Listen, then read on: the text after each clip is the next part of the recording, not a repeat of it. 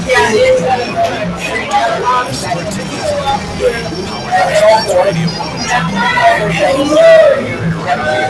show starts now. Hi, welcome everyone. This is a special Super Bowl edition, Super Bowl 59. Of course, it's going to be played out there in New Orleans. We are here in Tampa live. We're going to be here live until, I don't know, just obviously waiting before the game starts. But nonetheless, we are here live at Tampa Joe's, home, of course, of Florida South. As the parking lot is starting to fill in, we have the table set up. People are living in the sunshine, 85 degrees out here in Tampa, Florida. And New Orleans, I believe it's up in the 70s or somewhere, so it doesn't matter. They'll be inside. Everybody's going to be in the dome. Obviously, the president will have a beam there, so it's going to be some folks that may like it, may not like it, but nonetheless, it's going to be there. Ryan Matthews is joining here momentarily. He will be with me until we get some other Eagle fans that come up here on the mic, so we hope you guys enjoy it as much as you guys possibly can. As I will have someone send a message here, so give me a second. So, thank you all for listening. Of course, you can watch us on our social medias, Facebook, YouTube, Twitch, not Twitch, Rumble, and everywhere in between.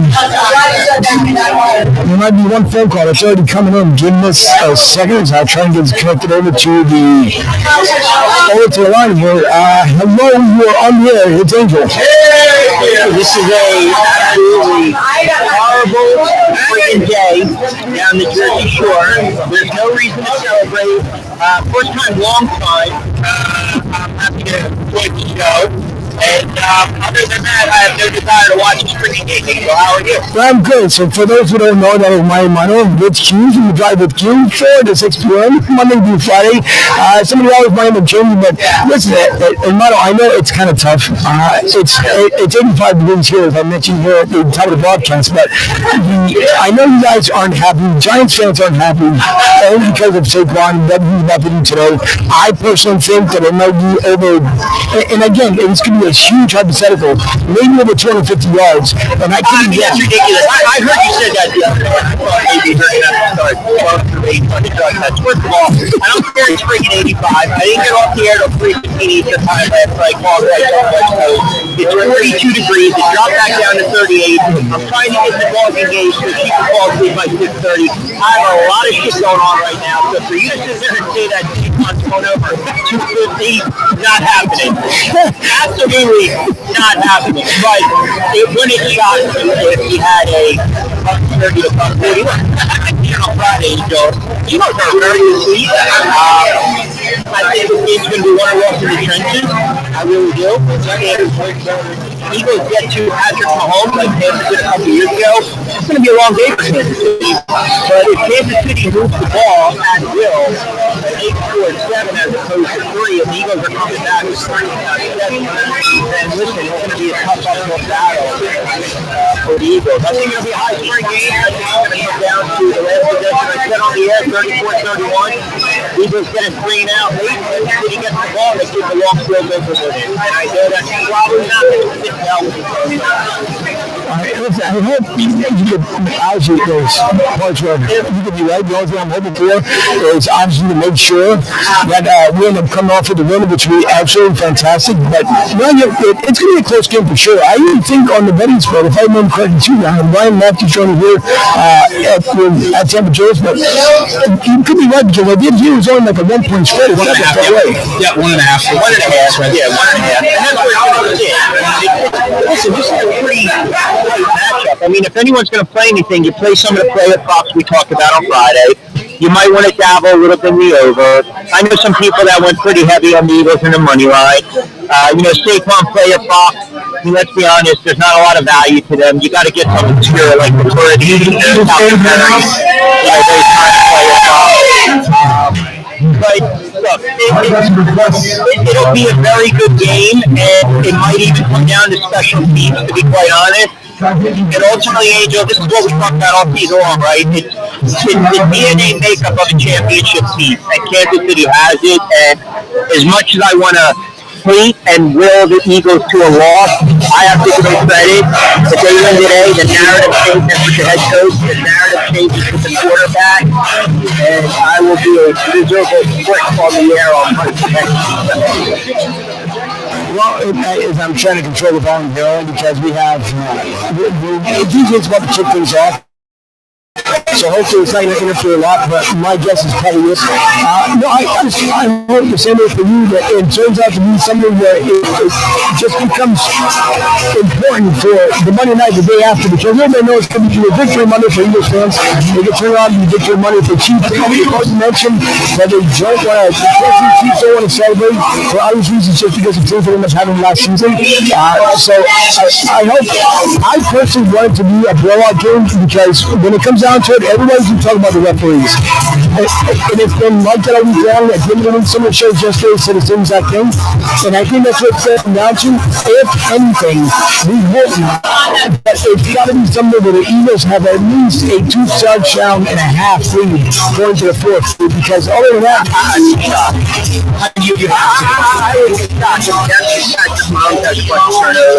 even if they go down 13, I'll just get you doesn't panic. To your point with the refs, but ultimately, we'll come on the air Monday and someone's going to say, I can't believe they threw a flag there, Eagles got screwed, or I can't believe they finally threw a flag against Kansas City got screwed. Now, I will say this in full disclosure, I picked Kansas City 34-31 Friday with a late field goal. I thought they forced a 3 now, Mahomes goes right down the field.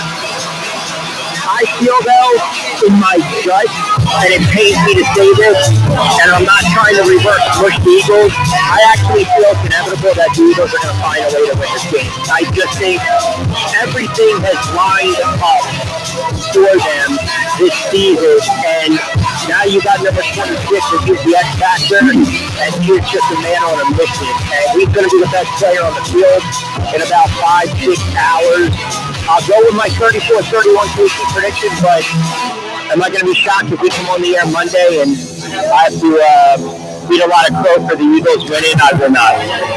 See, I agree with you. I think that right now this is the most talented Eagles team that we've seen in a really long time, possibly ever, especially on the defensive side of the ball. They have a lot of young guys out there, right? The last time we watched us chase Casey around was a lot of 30-plus-year-old vets. Now you got 25-year-old Jalen Carter who's running after you, you know what I mean? He's demanding double teams. He's causing Milton Williams to have the highest pass rush win rate amongst interior defensive line due to the fact that Jalen Carter is being double teamed. That gives Josh Sweat off the edge sometime. Nolan Smith has really come into himself as a pass rusher. I'm excited to see, if he's going to be able to cause some havoc. Because as we know, Kansas City has struggled on the offensive line this year.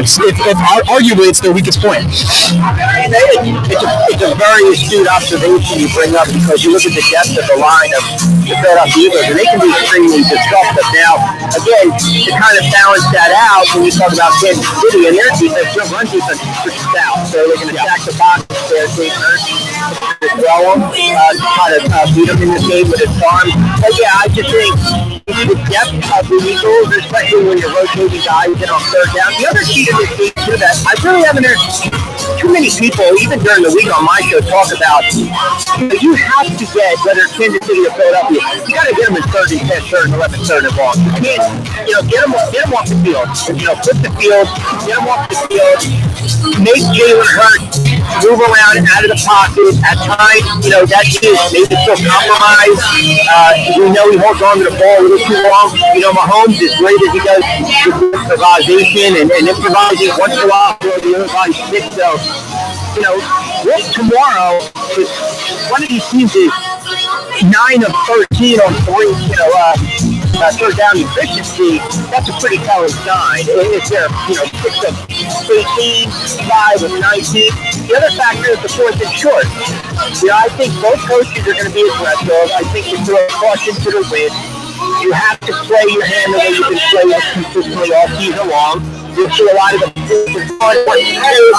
you might see Sirianni decide on his own 38 down 7 in the second quarter, 4th and 2.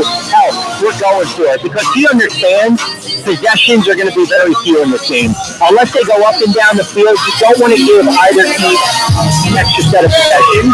So that's something to watch. And if one of these coaches gets tight in the fourth quarter, that can be a major storyline on how this thing plays out. Yeah, I couldn't agree more. I think that to beat this Eagles team, again, if I'm a defensive coordinator, I'm stacking the box. I'm going to try to limit Saquon Barkley. I think that Saquon Barkley has been the guy this season. And let me just say thank you, by the way, for Saquon Barkley. We appreciate that from our Giants friends. Hey, listen, that whole Saquon misconception, man.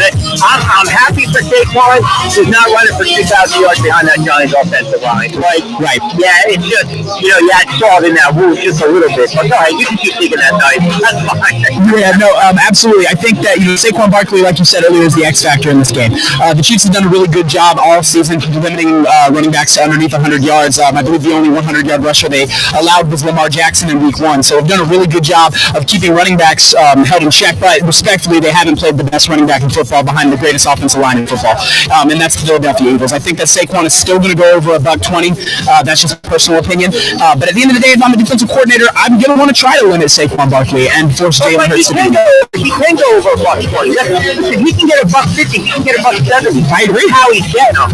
If he's getting, if he ripped it off 7-8 yards a touch, he's averaging 5.1 during the playoff.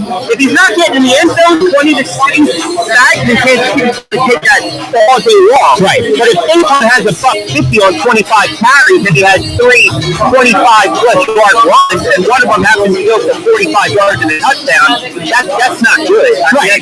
And that's where the Eagles want to make their money, right? Saquon Barkley's average touchdown in the playoff is 32 yards out. So, that's insane. So he's getting those numbers.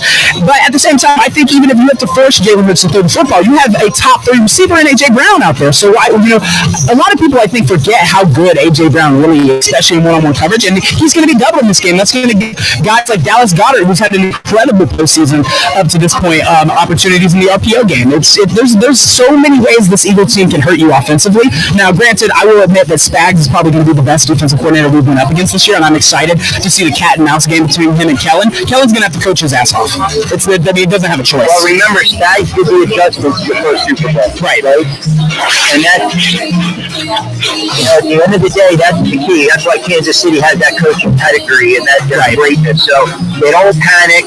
They make the adjustments. You get a longer halftime now with the performance of the Super Bowl. A little more wiggle room, a little more time to think and ponder. And, you'll see by the first couple series how the game's going to play out. And the other thing is, listen, don't undersell Kansas City's defense. They get to the football, they tackle, they got good depth at the linebacker side. Yeah, you can throw on them a little bit, but Eagles are going to have to try to establish the run. And the one beauty about Saquon is, you'll run them 3-4 times, 2, 3, 4 yards, and then eventually what happens?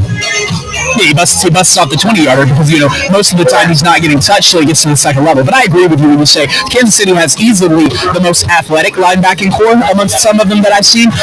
They also are the best tackling defense football. You're 100% right there, and that's accredited to Spags. He's an incredible defensive mind. But on the flip side, Saquon Barkley, most of the time he's not getting touched till he gets to the second level. And he's one of the more elusive running backs in football. It's hard to bring him down. It's going to be interesting to see what happens. But I agree. We're going to know really early on what direction this game's going to go in. Yeah, you can't let him get in that. You just can't. That the breaking the tackles, you got to wrap them up. And really, too, listen, Kansas City is getting everyone healthy at the right time. Pacheco's an X factor. Not a lot of people are talking about Pacheco, but they can still run the ball. I'm not going to compare him to Saquon. A little more running back by committee. I think both quarterback plays are going to make some plays in this game. And my gut just tells me it's a fourth quarter game. And who has the ball back? I just can't see either team winning this game by, say, 14 or 17 points. If it's a 31-14 game, 31-17, whoever wins did a hell of a job. Right. I just don't know how these offenses. It might be attractive. That's one of the reasons you have to be a little more aggressive on fourth down to keep whichever team respectively off the field. And I'll say something else that's not going to sit well with the Eagle faithful. And I'll tell you, I don't trust the kicker at all right now. And the Eagles can say all they want, go to Zach Elliott, but body he's been shaky. That's going to play into if Sirianni decides, are we going for a 53-yarder? Are we going to take our chances with a punt with the field? Or are we going to try to go for it on 4th and 3, 4th and 5? So 100%. I believe Green, man. I'm an Eagles fan of my core, but Eagles fan since I was a young kid. But at the end of the day, you have a spade, right? Jake Elliott has seen a massive decline. I mean, he went from 93% overall kicking last season down to into the low 70s here. He's 1 of 8 beyond 50. I mean, I'm going to be honest with you, man. When he lines up beyond anything beyond 38 yards, I'm very nervous. Very nervous. It's mental. Remember, too, you're going for those longer field goals. You got to drive the ball. Yeah. You're more inclined to get that ball blocked. Right. 100%. It'll be a good game. It should be an entertaining game. I hope it's a cleanly officiated game. But no matter what, no one's going to look at a call that wasn't called, a call that was called, and that's probably going to overshadow what could be a game. And the other thing, too, is people, I feel as though not a lot of Chiefs are close to this game, and yet Kansas City's going for history here. And the Eagles have an opportunity to prevent them from going to history. So that alone tells you that Kansas City understands what's at stake. And then for the Eagles and Hurts and Sirianni, I mean, their legacy's on the line right now. I mean, it's just, I heard somebody mention to me the other day, they're like, oh, if they win, that's the greatest head coach quarterback in Eagles history. I'm like, pump the brakes. Let's not dismiss what Andy Reid did for the franchise. Right. The work to Cunningham and McNabb, it's very in the moment kind of reaction, right? Yeah, Sirianni, we all wanted, Angel included, we wanted him fired after that collapse. Sure did. A lot of people did, man. A lot of people, after the Tampa game, he had a lot of heat on him. That was an absolute, shelling that he got in Tampa, and a lot of people wanted him out. But at the same time, we have to keep in mind, Nick Sirianni is one of the winningest head coaches in the NFL. He's one of the winningest head coaches in Eagles history, and Jalen Hurts is taking to Super Bowls. But at the end of the day, when you're an Eagles fan, we don't really care about going to Super Bowls. We want to win Super Bowls, right? So it's not enough to just go. We need to start winning these games. And arguably, we're a holding call away from already having one, but at the end of the day, I don't put stock in the referee. You have to control what you can control and play the game. Those other factors that led to a loss in that Super Bowl. But I think Sirianni gets a lot of heat. But that's Philly, right? Philly's is a passionate town. It's win now. There's no such thing as a build up. That's just how the fan base is, man. They expect greatness out of everybody that comes through Philly. It's one of the reasons why I love the fan base. When you win, you can get away with stuff. When you act like a clown and a jackass on the sideline and you're losing, they want you out. I don't care what market it is. And again, we've had the antics and they fought into it. You win 14 games, you get back to the Super Bowl, you're going to have a lot of wiggle room. We thought they had to make a deep run this year in order for him to keep the job. Oh, it was a non-negotiable for me. This roster is too talented to not go to the Super Bowl. When we started in the wild card round, a lot of people would ask me, on my social medias, what happens if he gets bounced like that? That's a fireable offense to me. This roster is far too talented for you to not go to the Super Bowl, and that's just the way it is. Yeah. Hey, Angel, did they start the annoying cheers yet or no? No, not yet. It's been pretty calm on it so far. The only one that I get annoyed with is Mike Klein, the president of Philly South. He knows it because he likes to grab the mic on the inside, and he forgets that out here, obviously, if you're talking a bunch, then what's going to end up happening is you're going to drown out. That's what I'm saying. You got to put yourself in voice. You got to tell them to shut up. You're trying to deliver compelling content. They should know better. Don't you know they have not been around the block a little bit? Of course they have, but that's the whole entire thing, though. You have to turn around and look at, Mike knows this. It's just, for some reason, he loves to just be on that freaking mic, no matter which way we look at it. I mean, the crowds are here. Even the DJ that's on, he's to the right of us, to the left of Ryan, but he's here, and even he's trying to do the best he can, but the music might be overpowered by us, which is nice, because he has a really sweet setup. But it's Mike. I have to keep Mike in check. Is there a contingent of Kansas City fans there at all? Not a one, brother. Nothing. Yeah, there's no one here. There's one lady who walked in with a Eagles jersey and a Bucks hat. So I guess she's supporting both. Yeah, well, listen, it's what ends up happening. But we haven't seen no KC fans. And who knows? I mean, it could be a possibility. Yeah. I see a small congregation of them. I seen a few last week, so it could happen. Now, the other thing too, you got to think about it here. What happens? Let's just say hypothetically, if now everybody thinks he's going to be a close one, Ryan, I'm pretty sure if you believe he's going to be a close one. Yeah, I got 24-21. So what happens? Let's just say now. I'll start with you, Q, and then Ryan, I want to get your thoughts as well. But what happens? Let's just say if the Eagles turn around and win this by 14, what are the critics going to say then? Because it's going to be something that the Eagles came in dominant fashion, or it's going to be one of those. You can't say anything. If they dominate and win by 14-17, I would be absolutely shocked. I would be absolutely shocked. Maybe Kansas City took had a bad game. Tampa destroyed Kansas City a couple years ago. Look what they did defensively. They harassed Mahomes. It's not like they put up 40 numbers in that Super Bowl. Tampa Bay or their offense. They did it. But defensively, if the Eagles do that, you give them all the credit in the world. I mean, listen, there have been lopsided Super Bowls at times. I just say when you have a team that's going for a three-peat, there is a reason they're going for a three-peat. And even down 10, 13, they're not going to panic. I don't see a path to where either team wins this game by 14 or 17. I just think they're too evenly matched. That's why I keep going back to that last possession. But look, man, if the Eagles smoke them, if it's not like the Eagles win this game 28-13, then you got to say to yourself, all right, I mean, that's, defensively, they really shut down Kansas City. Or it could be a 16-13 game going into the fourth, and then they rip off. We don't know how it's going to play out. It's hard for me to believe, Angel, either team is going to be able to hold their opponent to under 20 points.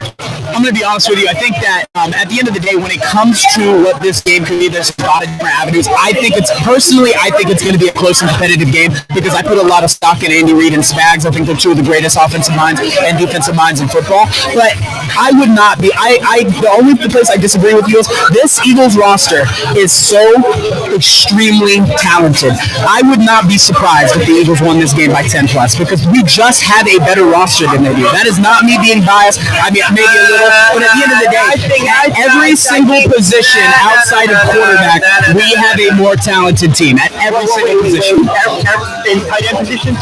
You could arguably make the case. I mean, Travis Kelce's had a down year. The entire Chiefs offense has had a down year. It's not like they've been blowing teams out. They've been beating people by the skin of their teeth. Listen, the young fanism is starting to creep out. I see that green. I picture it. It's sleeping on the table at the bar stool at Tampa Joe's right now. Are we sure? I'm looking at what we did. Listen, my man, when we walked into this, and I'm not saying that the Chiefs are the same as the Commanders, but no one thought we were going to beat the Commanders by 32 points in the conference championship game. But no one saw Washington turn the ball over like this. And I will admit, I will agree with you there. If we're going to do that, we're going to have to force KC to turn the football over. But it can happen. You have to. Listen, hold on. I get it. You're a young guy, you're a fan, you're getting 80, you're excited, maybe you have a couple pops, you got a couple balls. Hey, I'm a ball knower, brother. Just because I'm young doesn't mean I don't back up the stuff. So, but go ahead, get me right. Listen, there's a lot of reasons where your points are valid, 100%. But you're also forgetting one thing. Fourth quarter, who's got the championship DNA? Is it Jalen Hurts and Sirianni, or is it Patrick Mahomes and Andy Reid? Fair point. Yeah, fair point. And that's, when Patrick Mahomes... Who is it? Who is it? Yeah, I mean, history would tell us that it is Patrick Mahomes and Andy Reid. No. Listen, you won't have a job in radio or media if you think it's Nick Sirianni and Jalen Hurts right now. You don't think so? Right now, it's Mahomes and Andy Reid. They're championship moxie. They've been there before. Yeah. They've been there before. They've shown you that they can get it done in the fourth quarter. And listen, maybe this is the day that Nick Sirianni and Jalen Hurts show the rest of the world, you can get it done in the fourth quarter. I hope that opportunity presents itself. Oh, I'm going to be obnoxious on Monday if it is, brother. It's not even being obnoxious. It's changing the narrative for those two. been criticized. And listen, I criticized Sirianni like we go, and it's been justified. But I've also defended Jalen Hurts a lot, and Angel's going to attest to that. My callers and listeners can attest to that. I've gotten hammered with my take on Jalen Hurts. I think Jalen Hurts is such a misunderstood athlete. He just wins, he puts up the stats, and that's all you need on Sunday. I agree. But in the fourth quarter, you also will need him to make a play. No, and you make the play, all credit to him. Right. No, you're 100% right in what you're saying. I agree. And that's why I had this game so close, because at the end of the day, it is Patrick Mahomes. There's a reason they've won back-to-back Super Bowls. There's a reason they were a 15-win team, whether you want to call it the rest, whether you want to call it whatever. At the end of the day, they're still winning those games. So you still have to give Andy Reid and Patrick Mahomes credit. They have definitely dominated the NFL to a level we have not seen in a long time, not since, the Brady dynasty. So it's been very, I'm going to give them their credit. I think this is going to be a close game. I also don't see it going. Hey, Angel, yeah, they got to it. Yeah. Now, I'll tell you what, man, we got the young gun in there, pulling out the hate Bud, the hate Ant, the hate Al. Look at this guy down there in the Tampa area. He's got a little juice. How many fresh roasted coffees or Red Bulls has he down? Just water, brother. Just water? I got that Philly running through my blood. Yeah, I trust me. I can do that. No, listen. All right, well, listen. So, Angel, give me your story real quick. I gotta jump in a second, but what do you guys have for So, to me, I feel like the Eagles are just going to take care of business. I know it's a far stretch by saying 35-21. I know it's a super far stretch. Okay. I just have a funny feeling the Eagles are really coming to play. They're taking care of business, and they got everything set up and lined up just like 2017. Even though 2017 was a lot closer as well. You might be right. You might see Saquon rip off a couple of big runs, start the game, and all of a sudden you're blinking at 14-3 Philly. Who knows? Pick six, a block punt.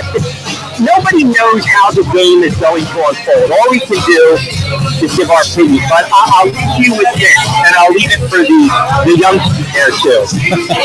On any given Sunday, just remember that. Any given Sunday, and what you're looking for today is we've named a lot of players that have had big moments. But typically, in the Super Bowl, when you need an unheralded player to step up, they usually do. And you might get that today. You might get a backup. You might get, no one's mentioned Smith. You might get Smith having a good game.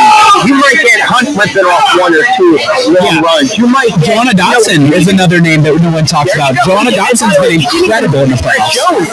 You didn't even mention Jones. Yeah. I mean, think about this. And I'm not saying, he's an all-world player. The point being is, you might get a player that you think was going to get significant reps or snaps in this game, and they might make one of the biggest plays I'll ever do years ago.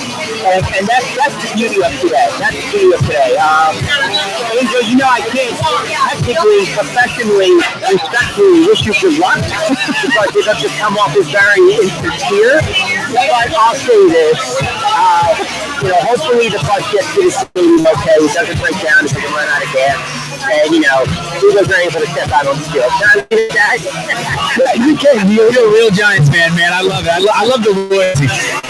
Again, thank you for Saquon, man. The greatest Christmas present we've ever received. And you know what? Talk to me on Monday if you drop your third down.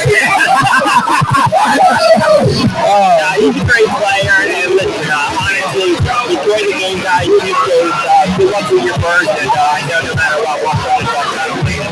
All right. Appreciate you, brother. Thanks, Q. Appreciate it. All right, there goes Q.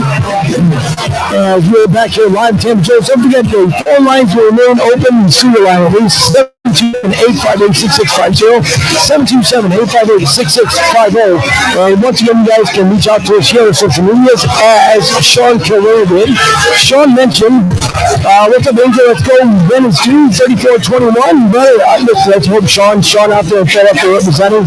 And there's been questions that have been asking people, what for whatever reason would end up coming back or going back into Philly if the Eagles end up winning the Super Bowl? A couple of things that I've had heard is that that they're expecting snow amounts this week in Philadelphia. If that being the case, we've already stated that they will hold off on the parade until the weather gets better. Everybody remembers in 2017, we were supposed to have it on Tuesday. It didn't happen until Thursday, just because we had cold rain, we had really bad temperatures. Thursday wasn't that much warmer, but it was a bigger warm-up compared to what it would have been on Tuesday. We're hoping that it being the case, that we'll be able to at least celebrate. Of course, we're about 3 hours and 10 minutes away from kickoff. And Brian, it's different for us when it comes down to the New Year. When you're talking about it during the show, it's completely different. Our nerves aren't rattle as much. They are to a certain extent, only because being fans, we want to have that second ring. Yeah, it's been a while since 2017, and it doesn't. Sometimes it feels like forever. Frankly, not as bad as the Phillies. Phillies of 1980, 2008, major gap there. It's a bit of a jump. It is. So what I'm hoping for is that we actually get to see a little more energized team. As you had mentioned before, I think the big factor here, it could be Devontae Smith. I mean, we all expect Angel Brown. You had mentioned Dotson. I don't think Dotson has gotten a lot of credit either, especially when the injuries started coming around, when he ended up stepping up some of the big games. He may not be clutch, but when you need him, he's there. He's catching the football, right? That's all we need from him. We needed to convert those down. He did a really, really, really good job in the Packers game. But I think that Devontae Smith could have a big game. I mean, the guy's back home. He's back home in Louisiana, and he's on a lot of teams. Devontae Smith is receiver 1 and receiver 2, right? We are blessed to have a duo in A.J. Brown and Devontae Smith, and I think that gets overshadowed a lot of times. In this game, I do look for Spagnolia to stack the box, make sure Saquon Barkley's in check, and that's going to cause A.J. Brown to be doubled with a corner and receiver over the top. And what does that mean? Devontae Smith's going to be in one-on-one coverage with Trent McDuffie. He's going to have some opportunities to make some plays. And if you don't think that Devontae Smith can make those plays, you obviously have to be watching Eagles football, guys. Yeah, it's absolutely true. Jay chimes in. Jay, of course, Blues World. You guys can hear him Mondays and Wednesday nights from 6 to 7:30. Jay says again tonight, as he has the laughing emoji. And then we also talked about the Eagles 28-24. And Ryan here knows, but Jay loves his Patriots. Not a Mason, but he also doesn't like the Chiefs either. So I'll take that. Yeah, it's good to see that actually he picks the Eagles. I'm quite sure he will play as well. But it's just the big factor of all this is just how many people believe it's going to be such a close game. And the only reason why I don't want to close is because we've seen how the calls, as much as people want to avoid it, I know I try to not make a big deal when it comes to the flags, but it's been favored for Kansas City. If we're being real, it's been favored. Friday I played a clip, and it showed from someone took the time out, and they put 5 minutes of the game together and showed how the ball was even moved. Not even Buffalo had the first down, and we moved it by a foot. So if it's going to come down to it, it cannot be within 3, it can't be within 7, and it sure as hell can be within 11. Yeah, you're gonna have to create such a gap that the refs can't get involved. And I agree. I think that you look at the Chiefs and the Texans game. A lot of people are getting the misconception that we're saying that Kansas City gets all the calls. That's not necessarily what we're saying, guys. What we're saying is Kansas City benefits from the most game-changing calls, right? Look at that Texans game. The Texans were doing an incredible job pressuring Patrick Mahomes, getting him on the run. And then what happens? It's a 3rd and long. The Texans have the opportunity to continue driving in the other direction. Will Anderson gets a free break on Patrick Mahomes and shoves him in the chest. Roughing the passer. That's an automatic first down, and it directly led to a touchdown, guys. Fast forward a little bit. Patrick Mahomes goes to run out of bounds, curves back inbounds, and makes himself a willing runner. Drops down right at the last second. 2 Texans players collide. That's another flag, another 15. We're marching. I mean, guys, these are crucial plays. These are 15-yard penalties that are putting the Chiefs at field goal range, that are putting the Chiefs in game-winning drives. I thought the Texans played them magnificently on defense, aside from those flags.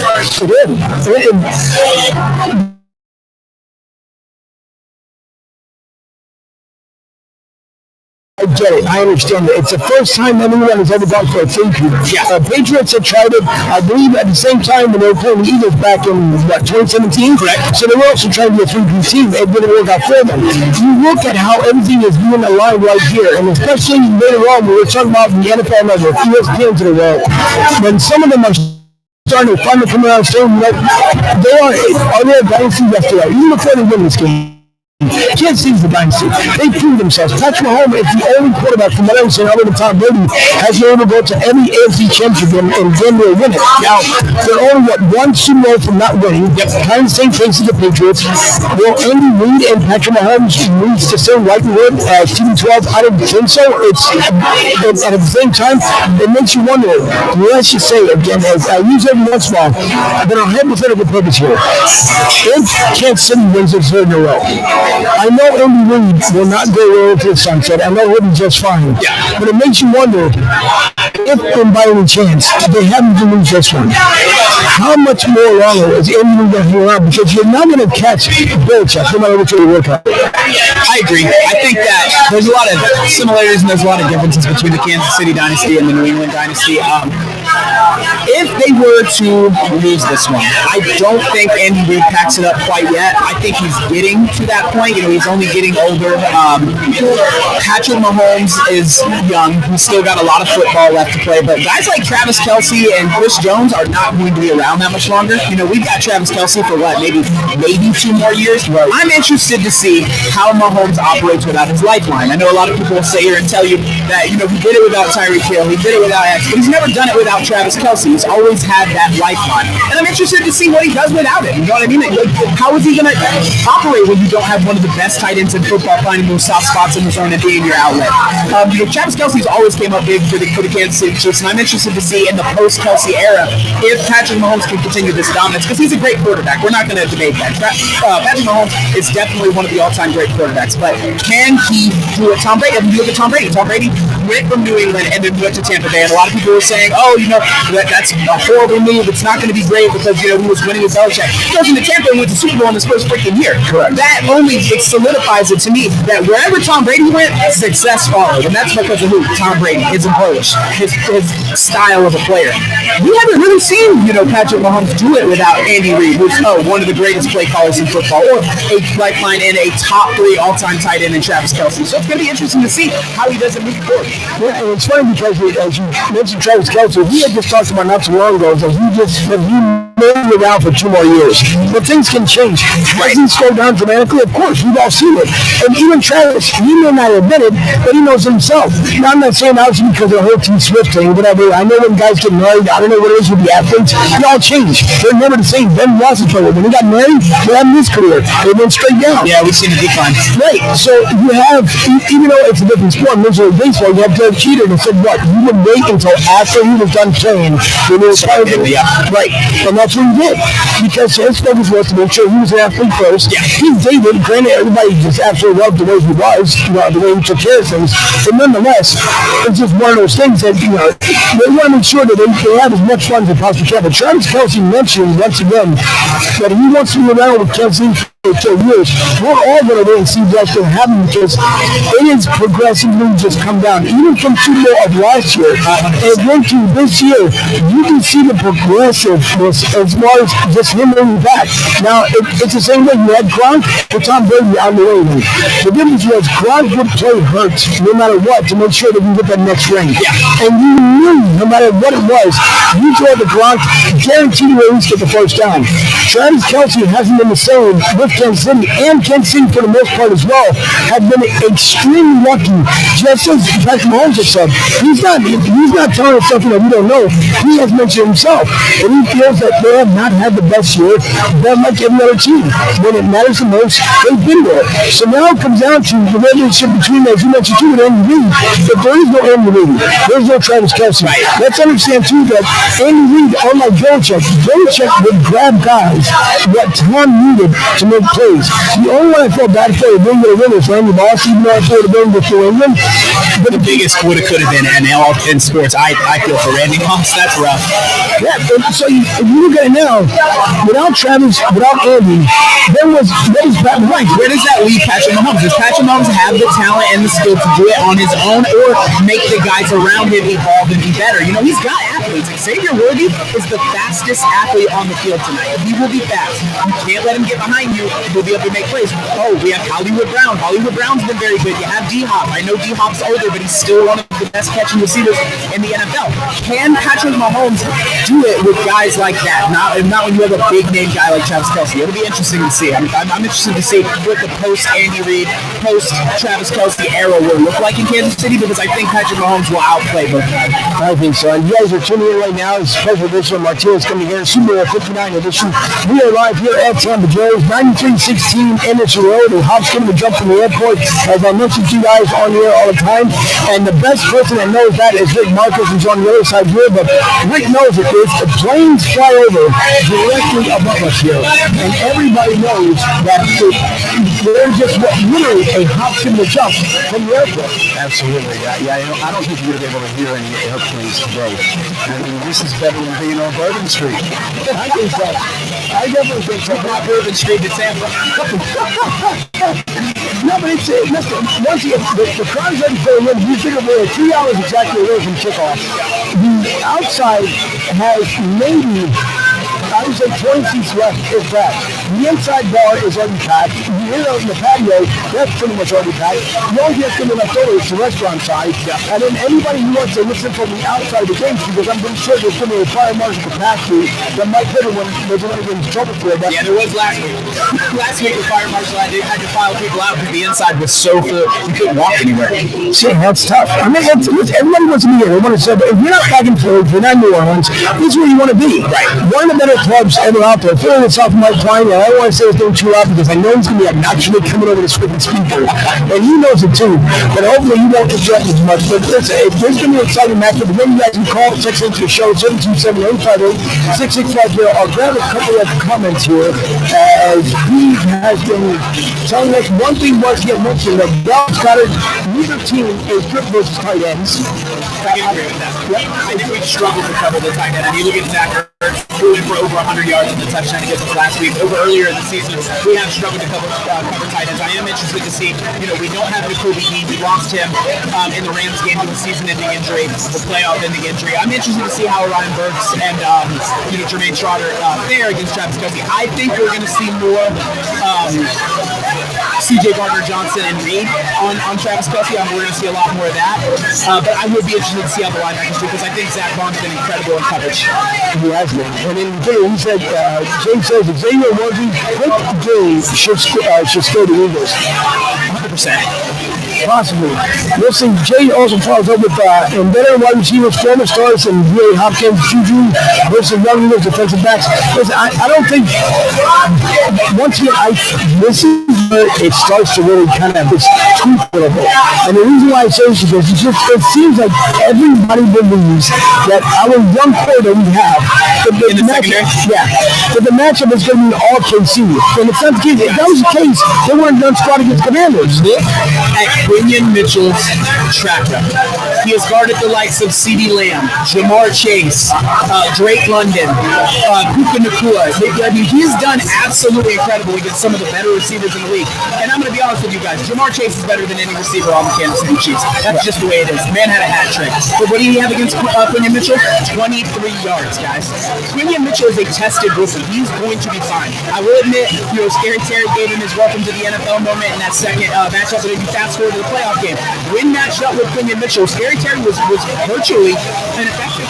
Scary Terry scored his only touchdown in the NFC Championship on Darian Slay, and it was on Slay. I believe it was like 50 yards. So I'm really not worried about Quinion Mitchell. I think him and Cooper DeJean have been absolutely sensational as rookies.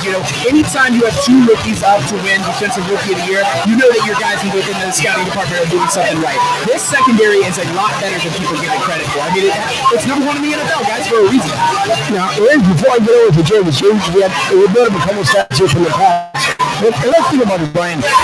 Kellen Moore right now, other than trying to win this game, is in line to become the next head coach for New Orleans Saints. I think it happens. I personally did not want to see him go. I thought he should be around. And as I mentioned, as Q mentioned on the phone as well, I was one of those guys, even Rick knows because he calls in all the time. It was one of those things that I didn't want him to stay around. If we were going to have the same look as last season compared to this season, I didn't want him. There was no use for him. So I figured Kellen Moore would be our best bet if we had to replace our head coach with our OC. So now you make New Orleans better better by having Kellen Moore over there. And then also, let's not forget either that supposed alleged, the Cowboys wanted to talk to him as well.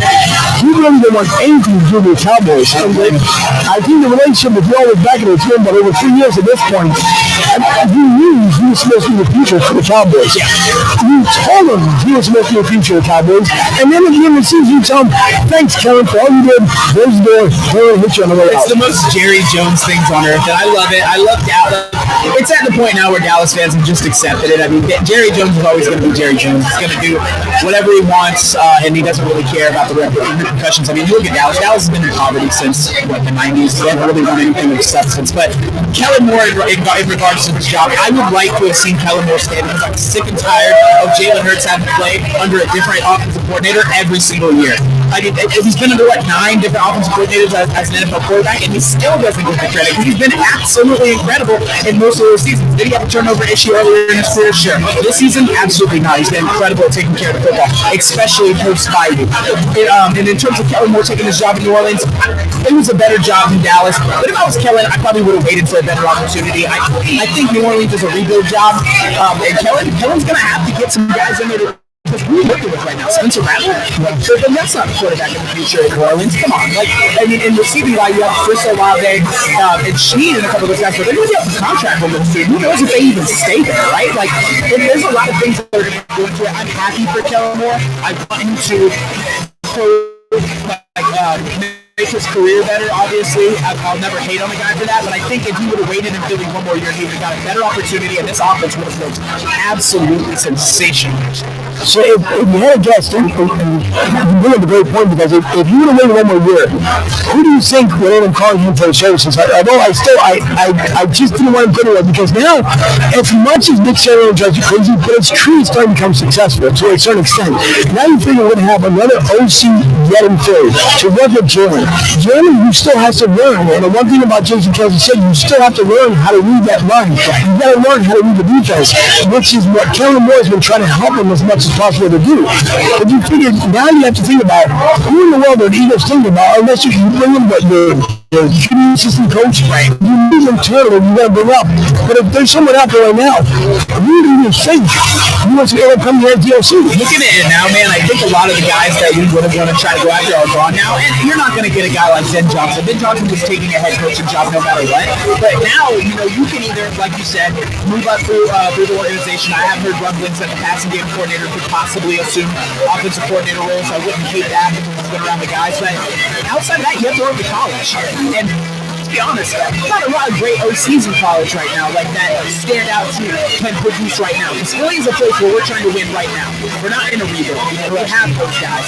And your Chip Kelly's coming back to the NFL, those kind of guys. So you're running out of options. Obviously, I don't think Philly fans want Chip back in Philly. But at the end of the day, man, you either have to quit from college or you have to promote within the organization. And I think we should promote within the organization, especially since it's all but certain that Kellen's leaving. I hate it, but at the end of the day, we're going to have to do what we can with what we have, and I think Jalen Hurts has done an incredible job with whoever's. Now, you're going to make some point, which I wouldn't tell Jay this one, because Jay thinks that I'm crazy when I talked about this beforehand, and Nick, you know this as well. The big problem that we had in Philly was Chip Kelly. Chip Kelly dismantled the entire team. He also put Howie in the basement, which made Howie better. He set us back 5 years. So now, you got to figure that just because you end up winning a national championship, and we saw this the same way. Jeffrey Morgan saw it when he went to Oregon, and they won a national championship. So now they turn around, and they say, oh no, we think he'll be good enough to be an OC. But we all know how Chip Kelly works. If it doesn't work in his direction, it's not going to work, period. Right. And he's going to try and treat his guys the same way he does with the college, on the college level. Everybody knows that pro players cannot perform the same as your college guys unless you just have to replace everyone on the pro level with the college level. So Chip Kelly, what change and Rick China is where it's from. Yeah, Chip Kelly to me, I think was the worst thing that they could have done. Keep him at Ohio State. Number one, I don't care if they're voted him. Right, we're talking about the Raiders. Right? Correct. Yeah. No, I think I don't think Tom Brady's going to do it. We all know Tom Brady has had a hand in what the Raiders have been doing, and I think it's going to be the best for the Raiders. That is not what a guy Tom Brady. Once he sees that it's not working, you're out the door. Like he wants you to come in now, and I'm interested to see what. I mean, Chip Kelly, you have guys like Jacoby Meyer, who's not horrible but not elite. He's not a receiver one. He's allowed to go out and get a receiver one since Devontae Adams left.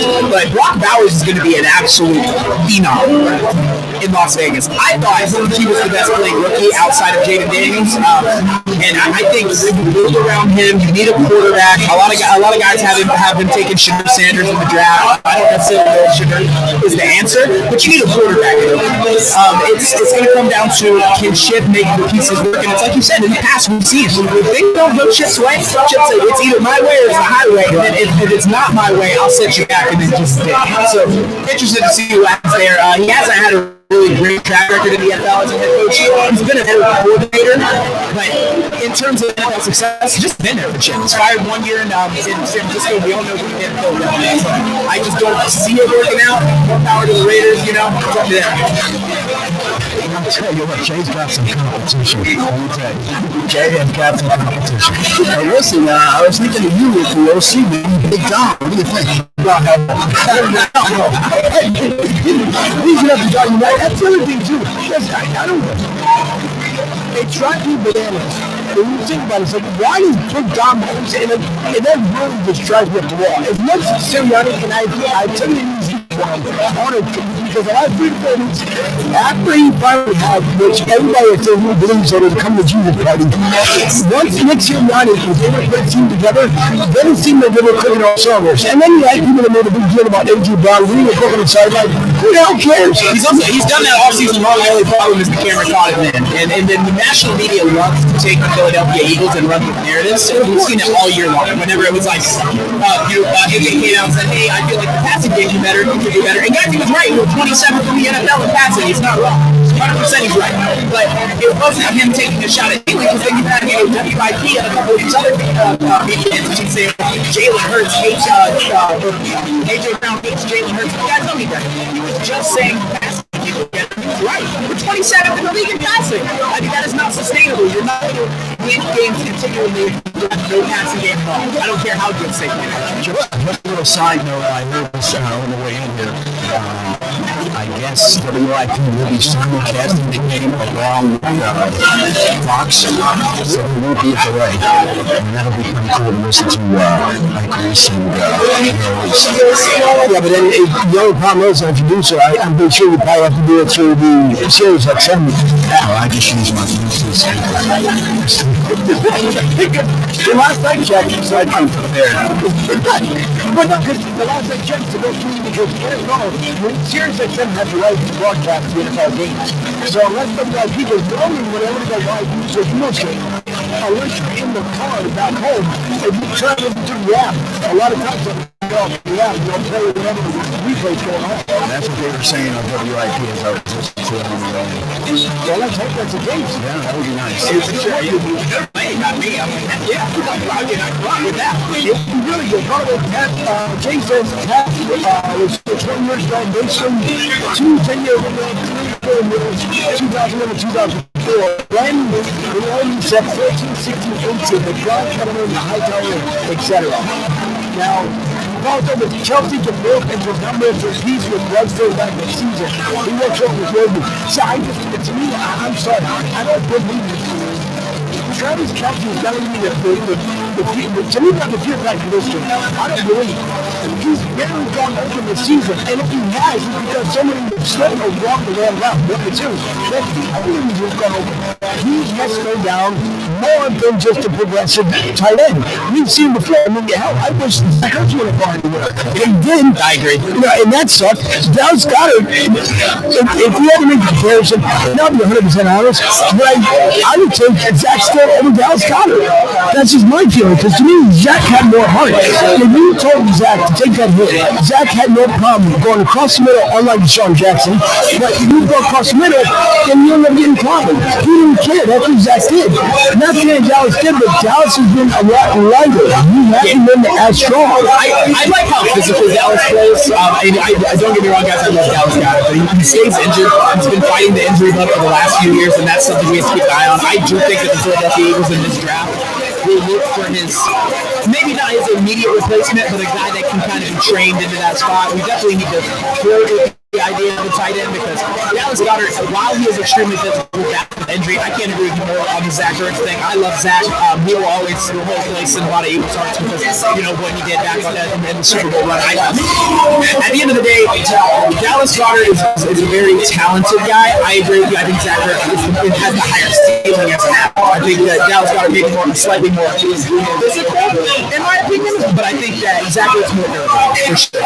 He's a lot more durable. I mean, you got to figure, right now I'm taking over the run, and by the way, here's the other thing too, Judge Bananas, one, Joe Q says, so Murray, show, it's great to see you, and Duncan Bad, who ended up, by the way, you guys can hear the story, so Duncan Bad ends up going down to New Orleans. First he went on a cruise, then he goes down to New Orleans just to do some stuff for the Coastal Sports Network for himself as well.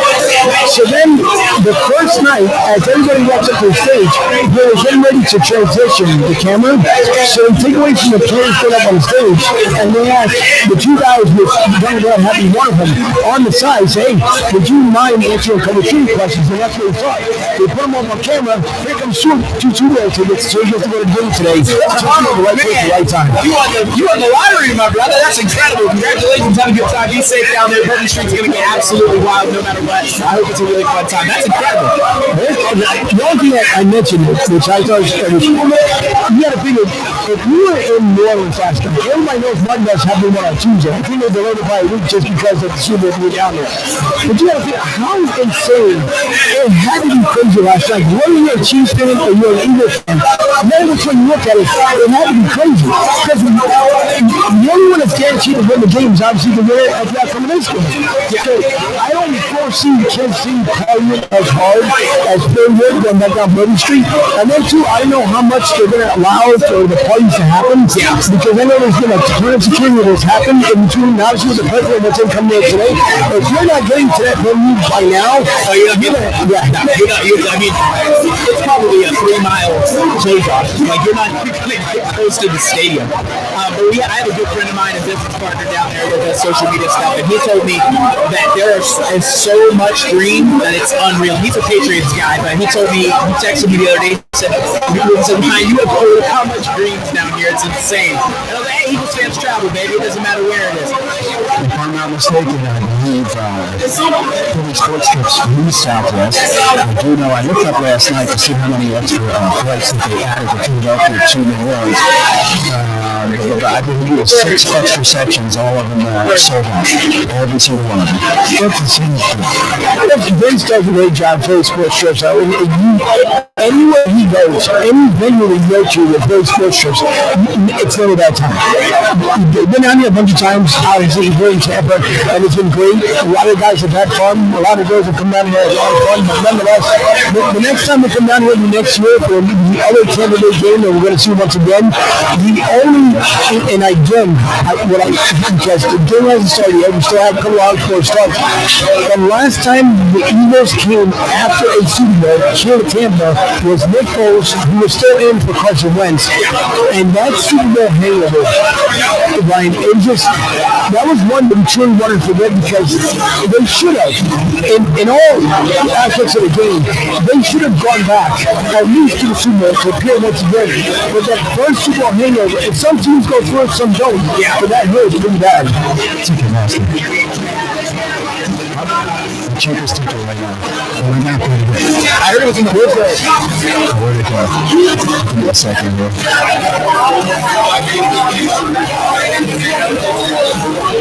You remember when it started at, correct? Yeah. What, 2,500? 2,500. Wow. I believe it. What was the purchase price? Was like 1,500.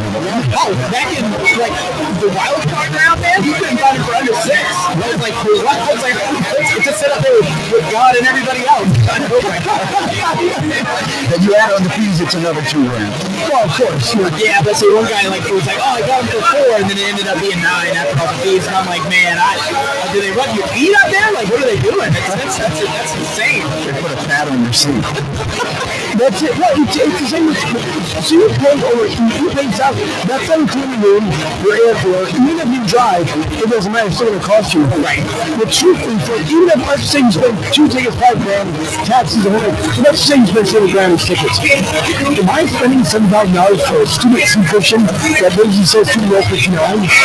At the end of the day, it kills me because us diehard Eagles fans, that'll just sit out in the snow while it's just blizzarding in the lake. We don't get to attend that game because at the end of the day, the Super Bowl is basically just a giant get-together for celebrities, right? There's no ones that can afford to go unless you've been saving up years in advance. So I wish it was a little more affordable, but I also understand, they've got to make money. That's the name of the game. Definitely absolutely. And unfortunately, I do have to make money from it. Give me my money, just make it a little cheaper. That's untrue, man. How much more can you possibly check it out? Like every year, but this is what happens too. We gotta think about this. This is what happens when you start going into the billion-dollar stratosphere of contracts. The higher you go, the more we pay. Right. Does the NFL care? Absolutely not. Why? Because they see this. The people are going to start putting money to go out there. Now this year, we're going to Ireland, which I think is a great time. Steelers right now is the AFC team that's going to be representing. From what I understand, there's a lot of folks out in Ireland who are Steelers fans, and that's absolutely terrific. So we'll see which NFC teams get out there. Then there's also been talked about too, the NFL going to Australia, which is 2026, right? Yeah. It'll be us and the Rams. Yeah.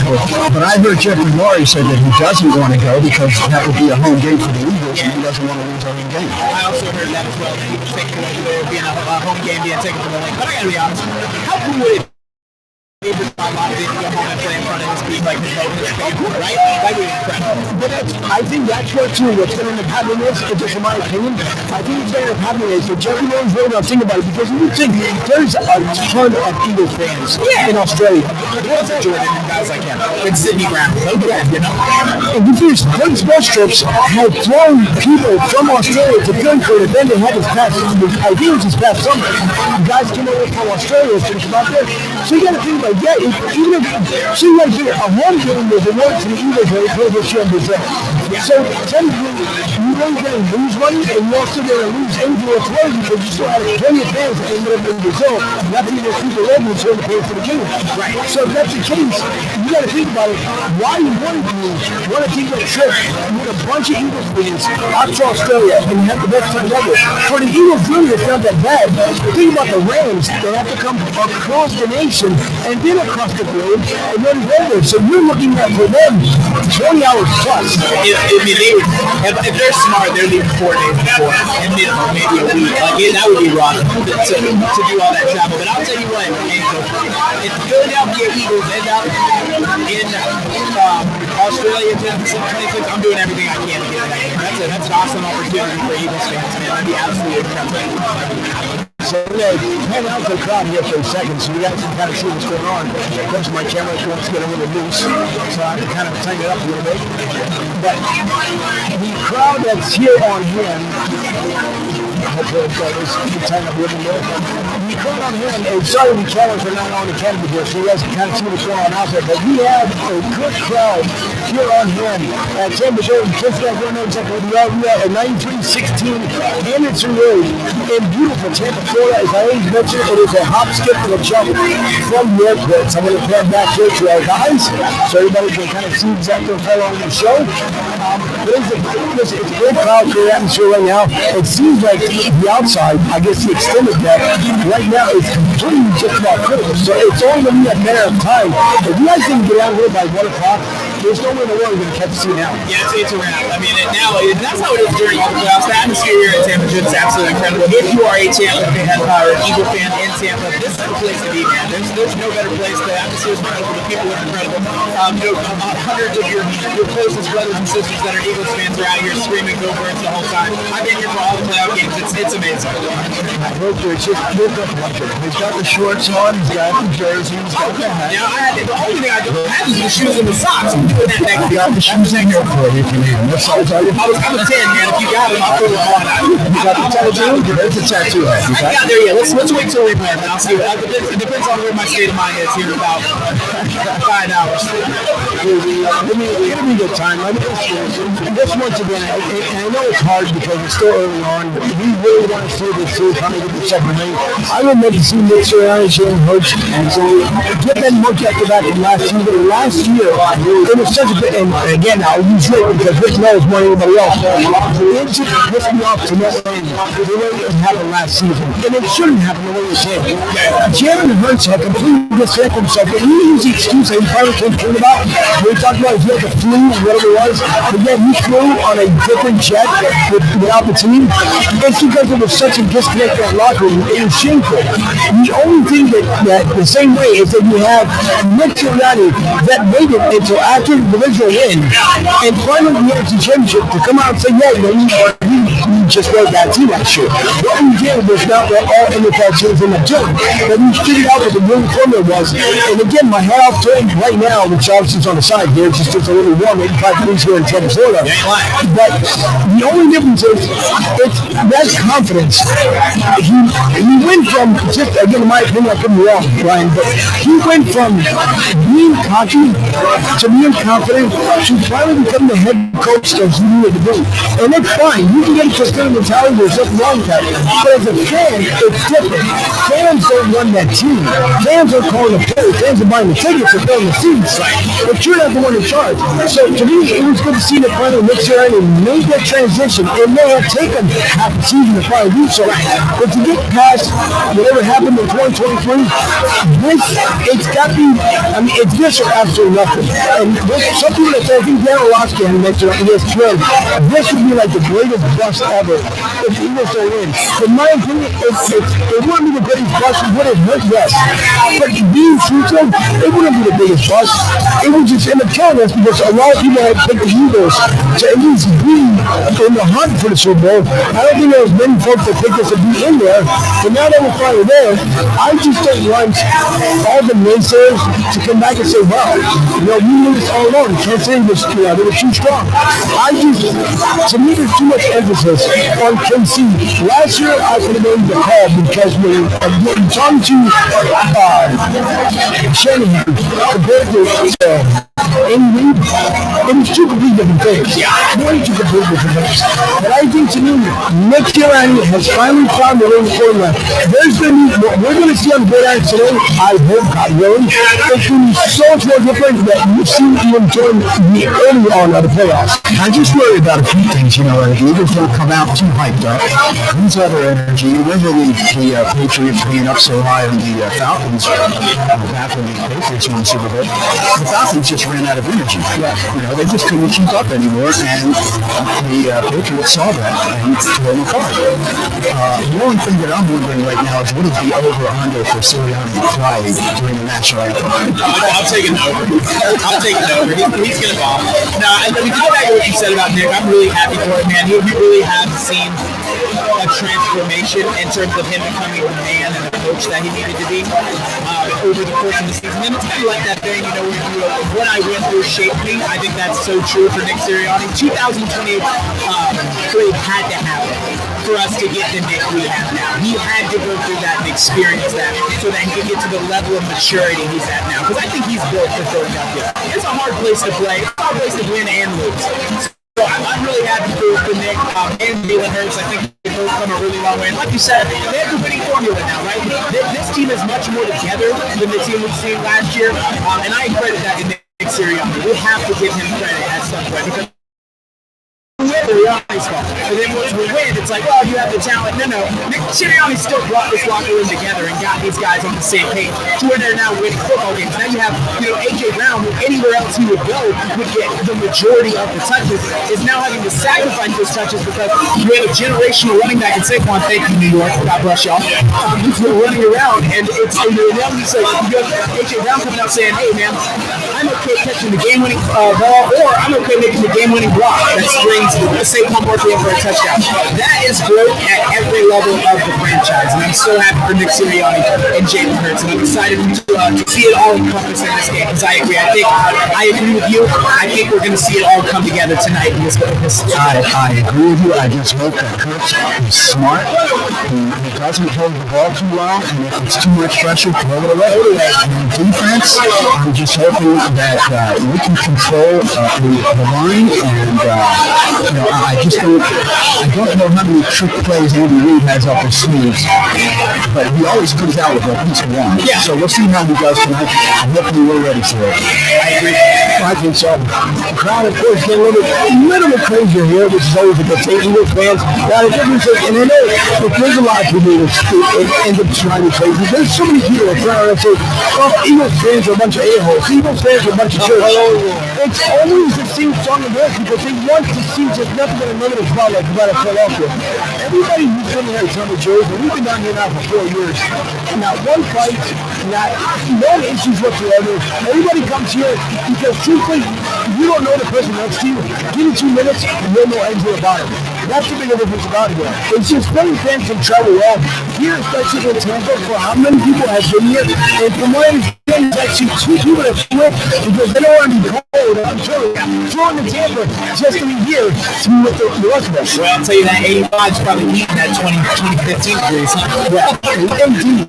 I agree, man. The camaraderie here and the community is incredible. I've got the chance to meet a lot of really great people here. And to the people that hate on the Philly fan base, man, I'll never understand it. There's bad people everywhere, man. Social media is going to definitely amplify that. It's going to show you the bad for clicks. And I think people get the misconception that Philly fans are horrible, man. The Philadelphia Eagles have the best fan base in football. Argue with the wall. I'm not really worried about all that. I think it's just, a few bad acts make the rest of us look at it. And I get it. All the videos are all the Philly fans, being rambunctious. But at the end of the day, man, not all of us are. Like I said, there's bad people in every single franchise. Philly fans love you. They care for you, man. And at the end of the day, there's not a better fan base to be a part of. You just don't mess with the Rocky statue, that's all. That's what I'm saying. Why would you go into Philly and do that, man? And look, the fan base is not for the soft. If you're soft, man, go get a dog. Don't become a Philly up here. You can't. You just can't. Listen, I don't think you learn it. Honestly, the ones I feel bad for, right, and Silver Richard, the ones I actually feel bad for is Detroit. Detroit, think about the season that they had. I mean, they were destined. They were just like the Eagles of last year. You were destined to make the Super Bowl. Detroit has been starving for the longest for a Super Bowl, and then you were at the doorstep. There was nothing holding you back. You take care of Minnesota, the Commanders come to town, then the Commanders turn around and take care of you. Now, I went to ask that. Yeah. But that, they should have been the coach of the year for Detroit. He should have been the coach of Detroit. I don't like that pick that they took Minnesota's coach. Oh my goodness! I had posted it on my TikTok social media about how I felt that KOC didn't deserve it. I thought Dan Quinn should have had it over both of them, but I would have also went with Dan Campbell. I thought Dan Campbell did an incredible job. I think he's dealing with an unprecedented amount of injuries. You have 18 guys on IR, but you're still a 15-win football team. Guys, that's incredible. And Dan Quinn, you take a team that was predicted to win 4 football games and finish 3rd in the NFC East, and he took them to a conference championship with a rookie quarterback. I know that playoffs don't play a part in the war building, but they didn't show shit. He was absolutely incredible in Washington, and don't get it twisted, I hate Washington. They're in the NFC East, so I don't like them, but he did an incredible job there, and that's not to say KOC didn't do a good job in Minnesota, but I think KOC and the Vikings were a team that overrated in my opinion. As soon as the lights got brightest, that Sam Darnold we knew was going to come out, came out, and they just couldn't get it done against bigger competition. Yeah, you can't take away from Dan Quinn. You're absolutely right. Dan Quinn, you took a team from basically who's been suffering for long. Not that any of us want the Commanders to get any better than us, by any means whatsoever. But you can't take away from Dan Quinn. You went with the right hire for Jim Daniels. You bring the little guys in the offseason. You put together the best coordinators possible to make things happen for you. It's just when you need to show up, it didn't show up. And that's fine, because the Commanders are going to be right back to come next year. Jaden Daniels is probably the only rookie, and I couldn't look at this one. I think Jaden Daniels and Steve Bertzi into the NFL was a lot better even than Patrick Mahomes have done. Yeah. And I could be wrong. I know he may not have won the Super Bowl, don't get me wrong. But to me, Jaden Daniels, when you look at on paper, Jaden Daniels outperformed Patrick Mahomes his first rookie season. I think it's the greatest rookie quarterback season we've ever seen from a rookie quarterback. He's absolutely incredible. I think Jake Daniels is going to be a competitor in this league. I got the privilege of watching him in college live. I'm motivated, so it wasn't fun to watch. Let's not talk about it. But now I have to watch him twice a year in the NFC East. Go figure. But he's going to definitely have Washington competitive, and it made football flood in Washington again, right? I like when the NFC is competitive. I like whenever we get to watch competitive games twice a year. It's super new on this side. It is a lot of fun. And, for those who are listening a little bit earlier, right now they're doing introductions. Some of the guys are coming in. 2 hours and 36 minutes left before kickoff. Saquon Barkley showed him up on the screen, and the fans here started screaming like crazy because obviously we already played earlier. What was it? No one likes us. That was played earlier. I'm pretty sure we played again. And everybody knows that no one likes it. We don't care. It's been a Philly team for many, many years, so it's not the worst thing in the world whatsoever. But this is just going to be, this party is just going to be absolutely ridiculous. I think what's going to happen today is going to be absolutely nuts. But the other thing I'm going to mention as well, I'm sorry, you guys, by the way, you still call text the show 727-858-6650. And I want to get, before I move on to the next topic here, Jay had a couple afterwards, and let's see what he said. What the Eagles can do shows them is to show up early, and I'm not too sure of the power. So let me go back to make sure both sides are sure both sides of the ball. You also mentioned I love Cam, but Kevin, the OC of the Vikings, supposed to be the Seward with Darnold? What the hell is Seward? John Gant's straight out there. I mean, yeah, we're talking about, I've had a lot of Vikings fans come on and tell me, like, Kevin O'Connell did it with Sam Darnold, the quarterback. I don't agree with that. At a certain point in the season, this is what Vikings fans will have people they were trying to have me thinking that Sam Darnold was the next coming to Patrick Mahomes. Man, he's not the same guy that we've seen in New York, or the same guy we've seen in Carolina. Now he's actually got athletes. He's got arguably one of the best receivers in Jay Jenner. And then what happened? Right when the lights got brightest, and I'm not even talking playoffs, guys, the Vikings had an opportunity to take that 1 seed and home field advantage throughout the playoffs. What happened? They got absolutely dominated by a Lions team that was playing with bad boys on the defense. So I'm not here for that. When the moment gets brightest, Sam Darnold shows you who he is, and that's a pedestrian quarterback at best. But here's the point you're bringing up, right? So you have Sam Darnold. When you look at it, prior to the last 2 games, everybody's thinking that he was in the $7 million per year. Right? So he's in there for contract. So the last 2 games, Detroit especially rolled up the shoulder the most. That was the same Darnold, still considered not say 25 to 30 million per year. And let's say a 4-year contract. I mean, I think he did enough to show you that he can do that in the regular season. Sure, give a shot. We all have to remember, before the season started, J.K. McCarthy had that job locked up, and then he got injured. And that's what gave Sam Darnold his opportunity, and I do think he made the most of his opportunity. The problem is, at the end of the day, you shouldn't want to just have a 14-win season and hang your hat there. You want to have deep playoff runs. If you get bounced in the first round by a Rams team that has a lot of young cats on defense, yes, I think that Sam Darnold earned a paycheck somewhere. I don't necessarily know if it's going to be in Minnesota, because I think Minnesota is going to lean more to McCarthy. But there's no telling the Las Vegas Raiders are looking for a quarterback too. I wouldn't be surprised if we've seen him play in Las Vegas. Well, you also had it, which I thought was the funniest thing. I don't think I've ever seen it here. You had James Winston basically advertising himself at the Super Bowl. You're walking around the league. That's got to be, you got to think about it, right? It has to be brilliant. And you remember you putting your own resume out there saying, hey, I'm still available. I'm still good. And I'm going to be honest with you, James Winston didn't play horrible. To be honest with you, is he a gunslinger? Sure. He makes a little, he's a high-risk, high-reward kind of guy. He's going to go get you 400 yards, 4 touchdowns, but he's going to have 3 interceptions. If he can clean up those interceptions, I think he's got a really good shot at being a starting quarterback in this league. He did better after he got coached by Sean Payton. He learned how to clean up that turnover problem. I think James Winston's going to play on the roster somewhere. I don't know where. according to St. Paul Barkley, I hear they need a quarterback in New York. That's what I did hear that. It's kind of surprising too because at one point now they were mentioning what if Cam Ward gets picked up by the Giants? I don't think it's going to happen. I don't believe it'll be a far stretch if they end up doing that. So you pick up, let's say you pick up James Winston for just for a season. Now the only thing is too, let's remember the next 2 seasons coming out of the college ranks, all your good QBs, your last 2 seasons, this season, that's it. The next year you got linebackers, safeties, more of your defense is coming out from the ranks come next year. The same way with your running backs and wide receivers. So if you're looking for a quarterback, this is not the time for you to for a quarterback. So if you get something on a rental, it's going to be much cheaper for you to find somebody on a rental at this point. You get James Winston, or the reason you say that Kevin Moore doesn't reach out to James Winston and say, hey, by the way, I'm going to need a guy down here. Come on back over here, run the block one more time. I agree with you. I don't think that this quarterback class in the NCAA is very careful. I think there's 2 that could maybe play right now, and that's Cam Ward and Shadur Sanders, and I'm not all the way sold on Shadur. I think that the Titans are going to pick up Cam Ward. I think he's the better option, but I completely agree. I think right now you look for free agency, you got guys like Sam Darnold and James Winston that can come help you win now while you wait for, I don't know, Quinn Ewers or Drew. I was trying to get Mike's attention.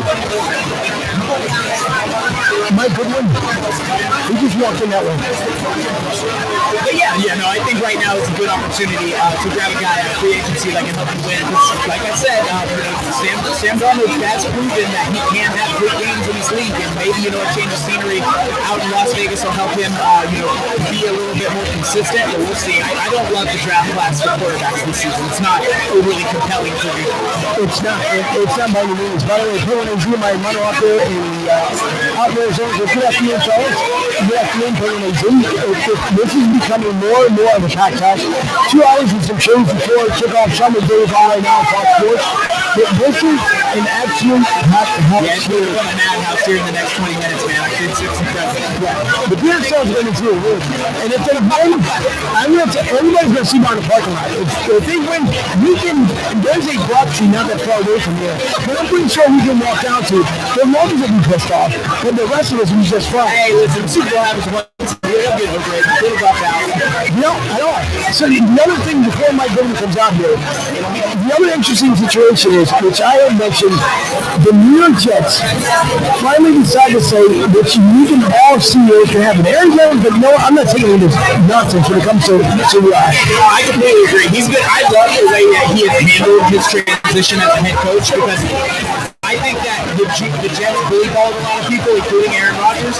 And, Aaron Glenn came in and said, hey, man, look, they brought me in here for a reason. I'm going to run this my way, and if you don't like it, go ahead and hit the road. And I'll find somebody that will. Aaron Rodgers will not be back to the Jets. I agree.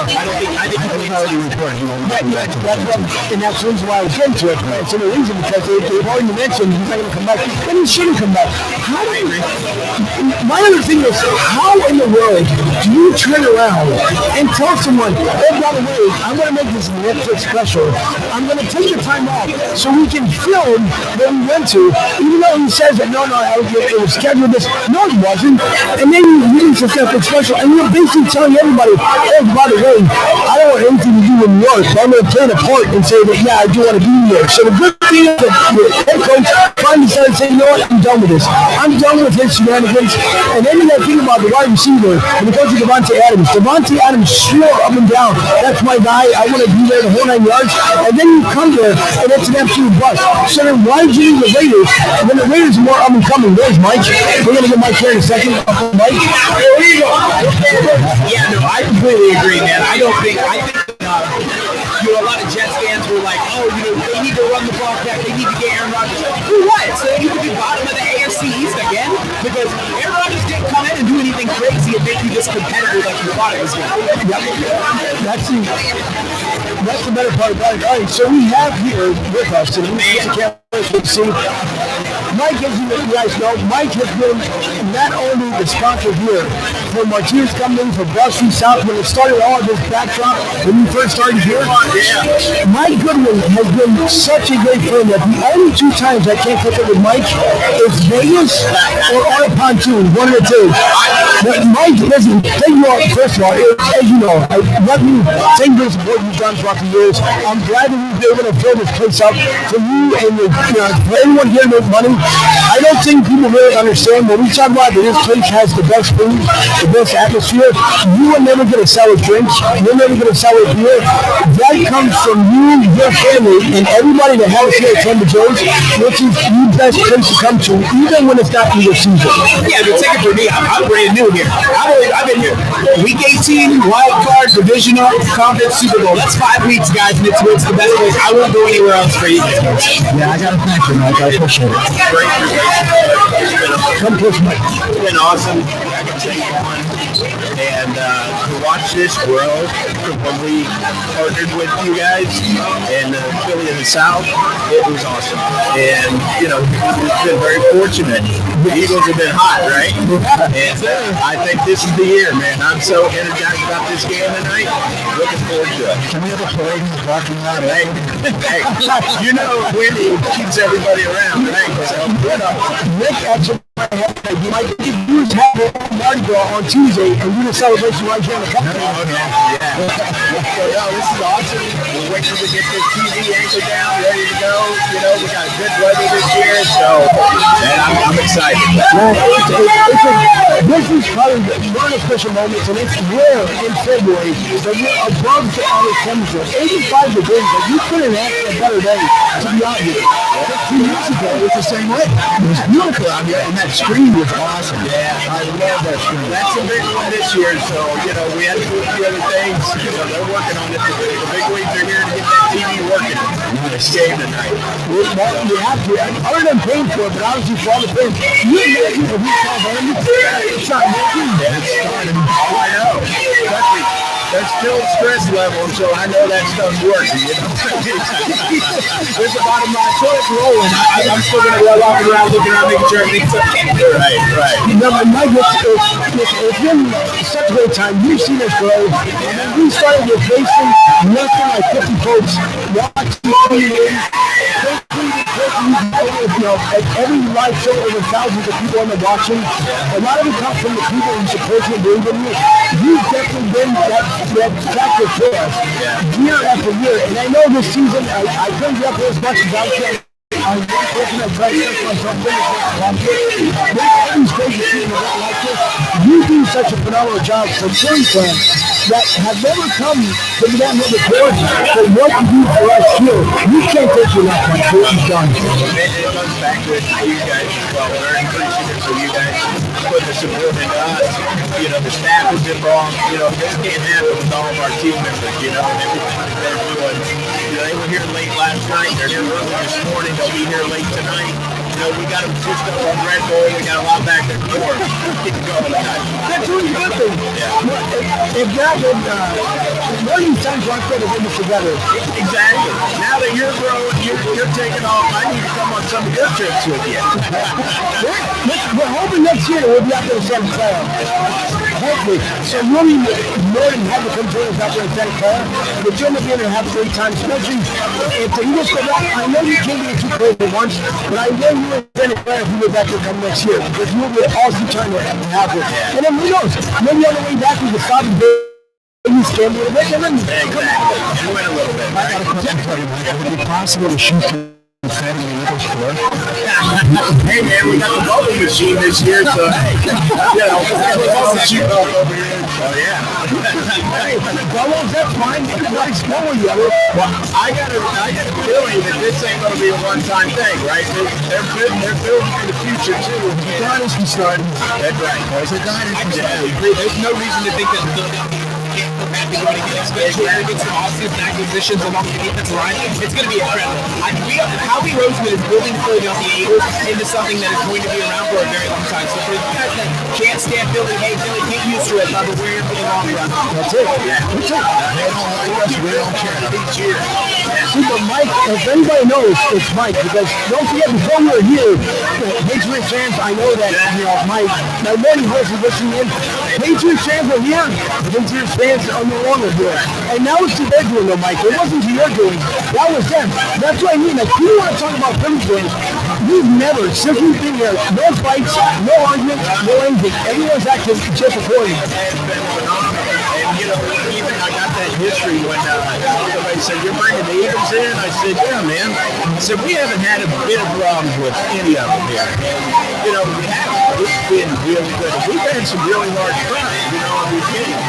So, no, it's been really a great partnership. And really, the amount of people that are Eagle fans in the Tampa Bay area is big. Yeah. It's incredibly big. Yeah. It definitely is. I mean, you couldn't ask for anything more. Once again, the good thing is we spend money. Oh, yeah. That's the big thing here. Anybody, especially when you get more, you spend more. Right. But the atmosphere makes it is. And we know that everybody can't stay here year after year. You understand staff changes, so you get all that. That's completely different. The good news is, somewhere or another, you make the magic work for it. Everybody, and you can lose that coach and then come back here and win. Because it's different. Sometimes you go somewhere, not every boss is going to be perfect. We all know this, no matter what. But at least you connect with people that have been here, they've gone other places, but they remain friends with you. And that's the most important part. And again, it comes down to just being connected with everyone. And now I'm here, but understand it doesn't have to stand the choice. Mike has at least, what do you have 7 restaurants through the area. So we have Tampa Joe's, the Landing Bar Grill. We have 2 O'Brien's Irish Pubs, 1 in Plant City, Wesley Chapel. We have 3 Bubba Foods Burritos, Plant City, Zephyr Hills, and Riverview. So, and we're under the wraps trying to build another one next year. The Landing Bar Grill, Wesley Chapel. Nice. Any chance you expand out to New Orleans or anywhere else? Well, possibly. I actually had a connection with somebody back in my home state of Indiana, and so they've actually gotten some discussions this week. So we'll see. All right. Well, there's people, and for those who don't know either, Mike gave me a check for $5 million. He just told me don't cash it until 2102. So I'm good, Mike. I appreciate you guys. No problem. Thanks, Mike. We appreciate it. I appreciate it. All right, now switching gears here, we're going to go to what we consider the mouth of the South here with Mike Klein, who doesn't get off the mic and ironically is now on the mic with us here. Mike, first of all, congratulations. You know, let me also get this statement out here as well. You know, there's been a president over now, with the new president Kim Lin. Mike Klein has been running the club since 1937. I don't know how long he's been doing it, but since 1937 has been the existence of Florida South.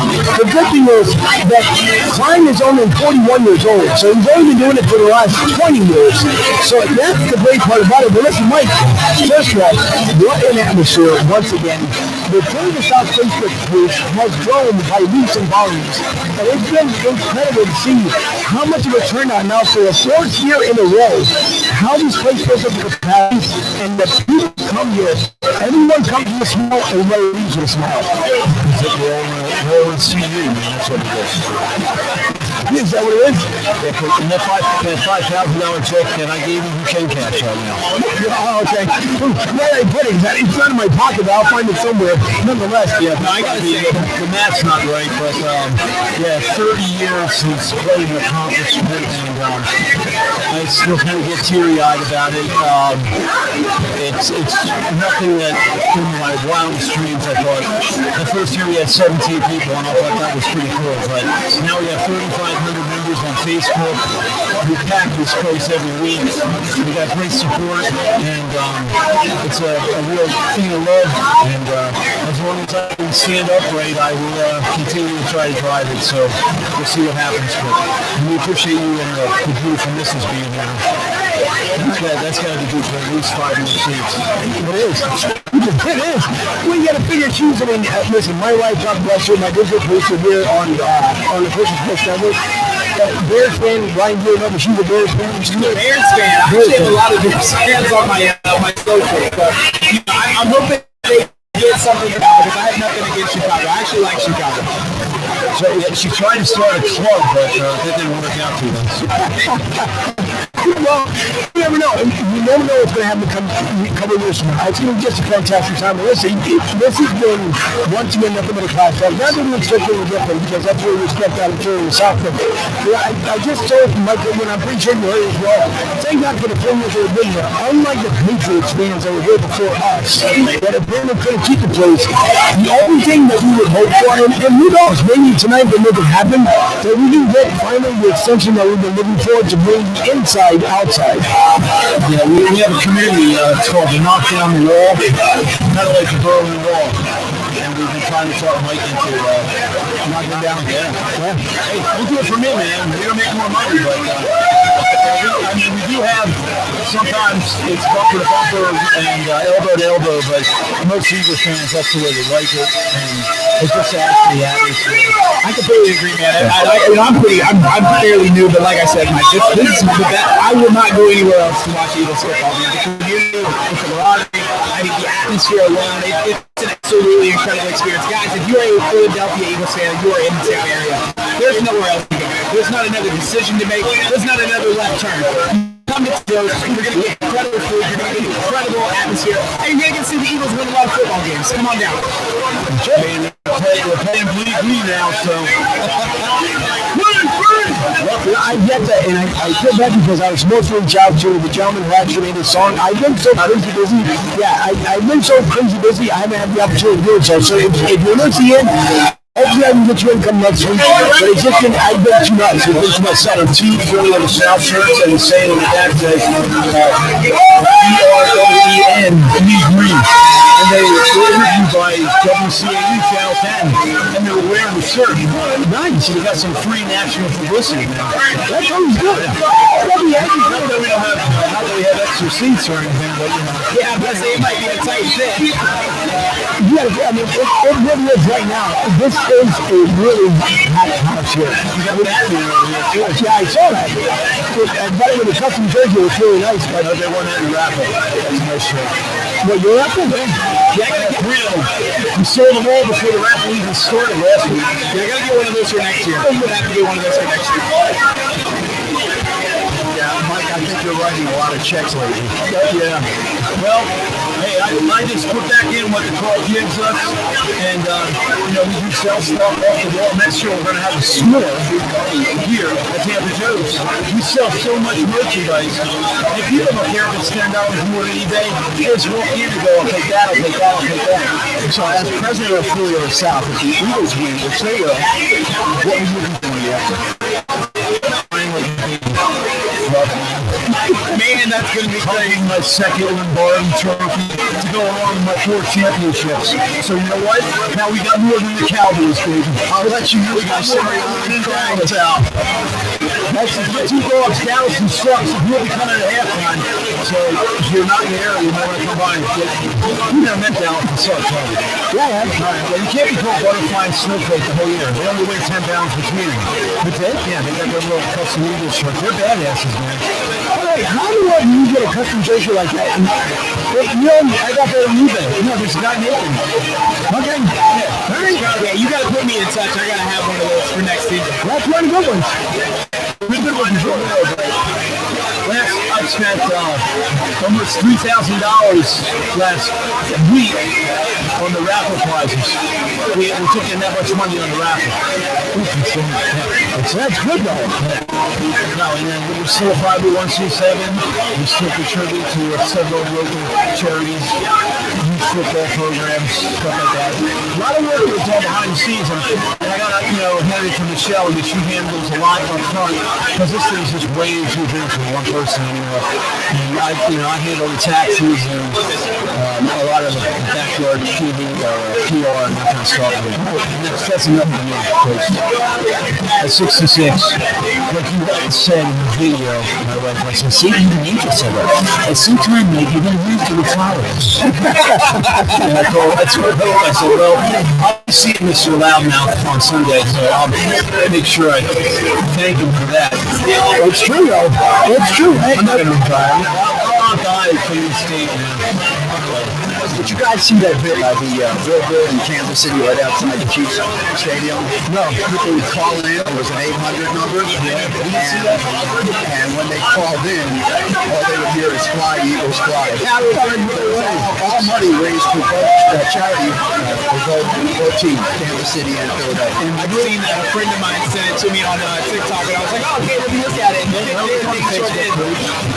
But the other thing is that the Eagles always travel well, and the post-game stuff that they were showing from Bourbon Street was a sea of green. It'll be like a home game. Well, yeah, and that's what I was mentioning before. Because you have to think about it. I don't know. I mean, obviously Saturday night, it's a big party night anyway. So if everybody's down at Bourbon Street, I'm pretty sure they had a great time. Now, I don't believe, and Casey fans, we even asked them last year where it was like, how do you guys keep affording to come to these venues? Because at one point, it's got to stop. Whether the winning or the spending, one way or the other, you got to think about it. The Eagles win tonight, which I just have this wonderful feeling that we are. Yeah, the Eagles win tonight. You got to think about it, Mike. How many people will be out there on Bourbon Street if they're allowed to a certain capacity? Everybody celebrate. You got to think there's going to be rush hour in the morning. No one's going to be able to go around, even though rush hour really doesn't run around that area.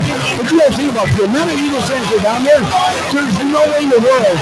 No one's going back to the hotel until at least about 6 in the morning. Well, as long as our fan club buddies over in Northern don't call the fire marshal, they should be okay. Well, that's 12 times this year. That's 12 times. I'm wondering how many people will miss their flight tomorrow morning. That too. You won't be able to drive down there in that area. I mean, the streets are going to be flooded, at least in that northern spot in that next day. Sure. Wait, listen, I got to run, but I want to thank you guys for stopping by. And whatever it is you had, okay?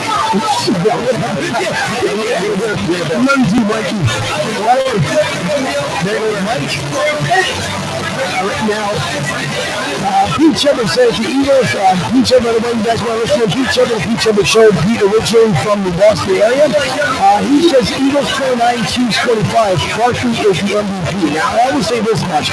Pete, the morning show with Pete Shepard show from 7 to 10 a.m. on the Coast Sports Network and Sports Radio 1 to turn out from the game. Don't forget, you guys can still call it. It's at the show, 727-858-6650. 727-858-6650. Make your comments here on social media. There's a Super Bowl special here on Martinez Company here live from Tampa, Joe's 9316 Anderson Road in beautiful Tampa, Florida. As I always say, the hop's going to jump over from the US, but he has mentioned all season long that the Eagles were the ones that were winning as far as winning the Super Bowl. And I said to Pete, there's no way in the world it was going to happen.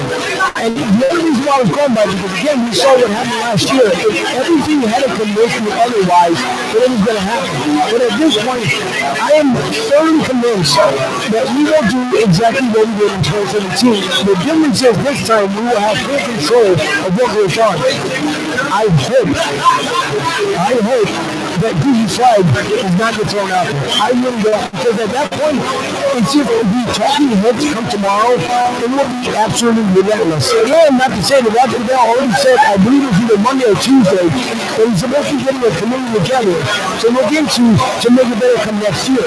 All right, that's fine. So I want to know is how much do they talk now before this game to make sure they have the right officiating crew and make sure, because you also heard you got DraftKings, BetGM, I mean all these things. So he also, the same commissioner that also mentioned that there will be gambling betting in the NFL. So he's right now basing this red carpet down for everyone to say, I don't see what you're seeing, but if I hand you something, now you see what I see. So I'm just hoping that this does not come down to just 3 to 7 to 11 points. The Eagles would have to be up, in my opinion, at least up by 21 in the fourth. They have to be. If you're going to start fast, keep it that way. Don't do what we did 3 years ago. There was a hot start in the first half of the season, and then we were flat in the second half of the season. We've seen that also happen this season as well. We've had a foot on the pedal. Here we are going down the strip, and we're doing just fine. And then all of a sudden, someone throws out the ankle. Like, what the hell just happened? So this is the way we got to win this. It's got to be where defensively, I believe our defense is a lot better than Kansas City, but we hope the team that we saw last weekend is a team that shows up this weekend. Anything less success that we have in short start is going to be detrimental for playoffs. You know, it's funny because you guys already have your MVP. I've got my MVP before the game even starts. The MVP isn't a player. The MVP to me is Howie Roseman. That's my MVP. You said coming into this season, like we had the roster, we knew that, but a lot of people were still, apprehensive what happened last season. Then you start off 2-2 going into the bye week, and a lot of us are like, does Nick need to go? Because this ain't gonna cut. You're going off 10 straight out of the bye, and all of a sudden Philadelphia is believing again. It's like, all right, now we know we can be that team. And then you look at what we did to a conference, to a divisional rival in a conference championship. You beat them by 32 points. I agree. We have to get out early and often on Kansas City. We can't let the refs be a factor in this game. And, they shouldn't be. I would see a good Super Bowl, a good competitive game get ruined due to the fourth this year, which we've seen all year. Yeah. But this be an overtime game? No. Okay. I think it gets decided in regular time. I just see it. I hope you're right, because guess what? If it does, we're going to need some ambulances around here. Yeah. I don't know if my heart can take overtime, man. I'm going to be in there. I'm already getting antsy. So is everybody I got there.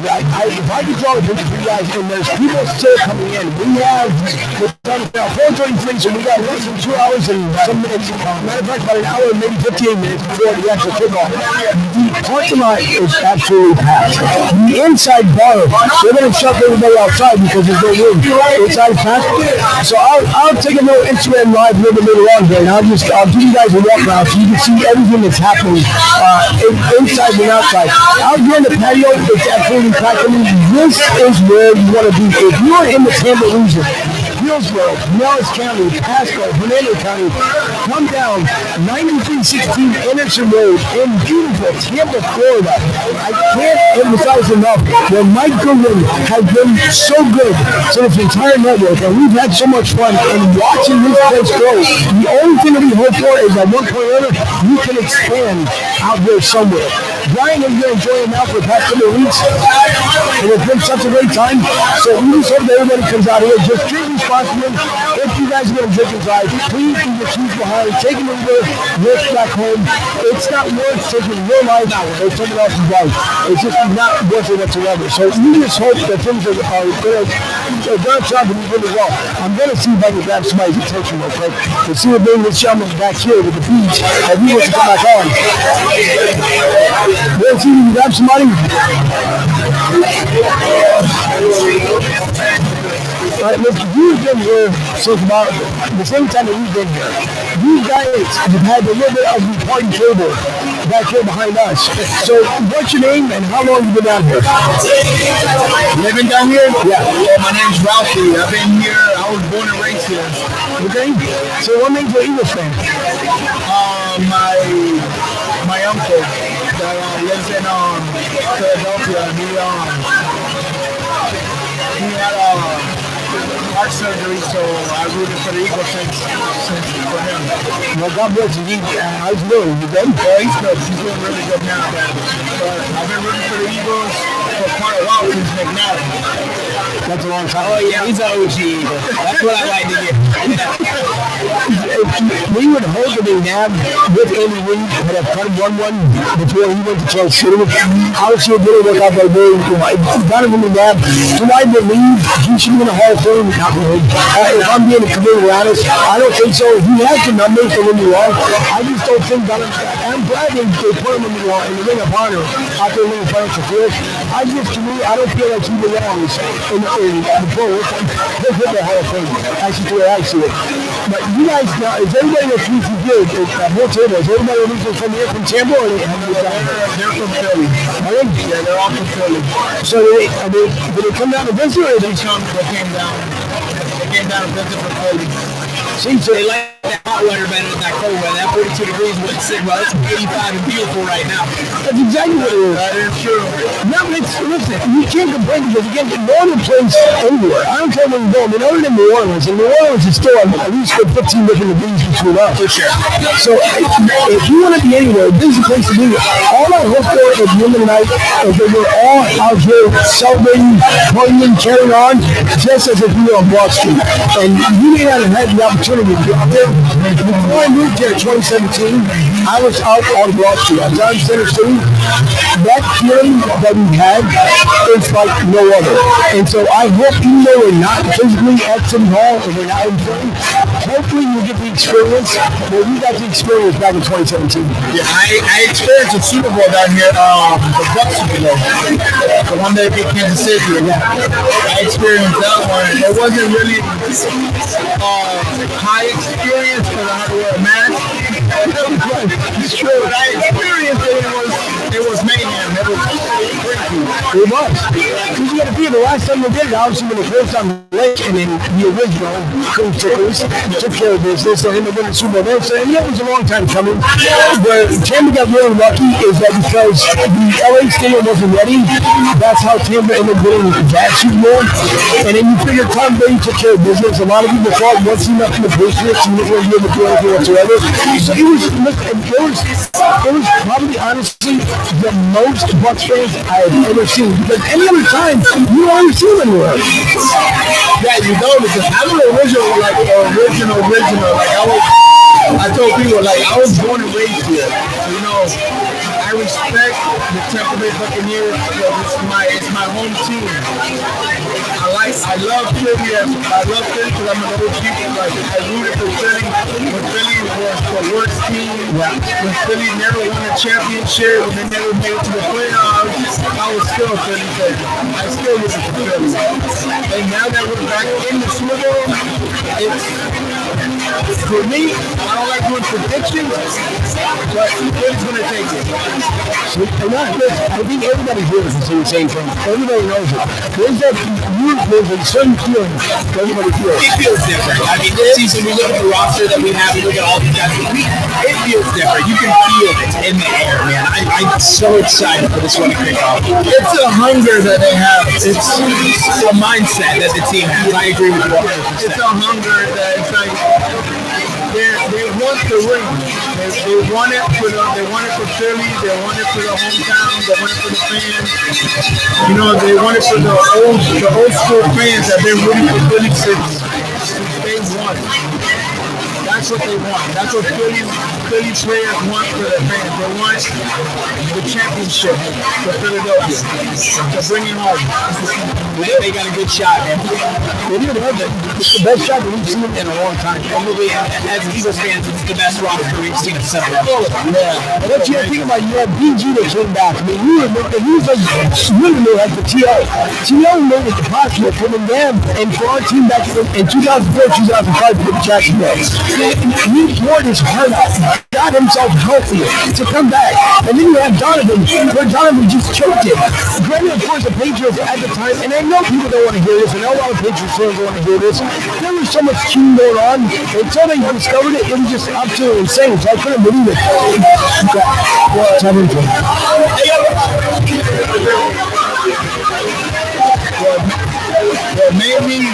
What made me emotional when you're talking about the Patriots versus Philly. What made me emotional was that it took them 13 seasons to beat the Patriots. It should have never took them that long to beat New England. It's just a lot of spectating about the play games, fight games, and you know, I was happy when Philly beat New England. I was so excited. Right. And now the same thing's going to happen again. It's not going to be a 3-peat for Kansas. It's going to be a loss for Kansas, and they're going to was a loss. Yeah. Now, this is where everybody has the opportunity to join in. We're listening to Martinez Company live here on Sports Radio. Why don't you find the game, the Christian Sports Network?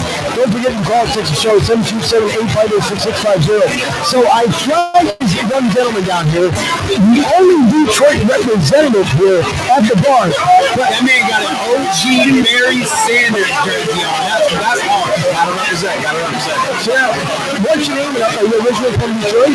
My name's Brandon. My dad was originally from Detroit, and then we moved to New Jersey. So I got some Eagles fans, family, but I still got to hold true to my colors, and that is going to be Detroit. So now, hey, that's okay, but you're flying high tonight. My man, that's what's important.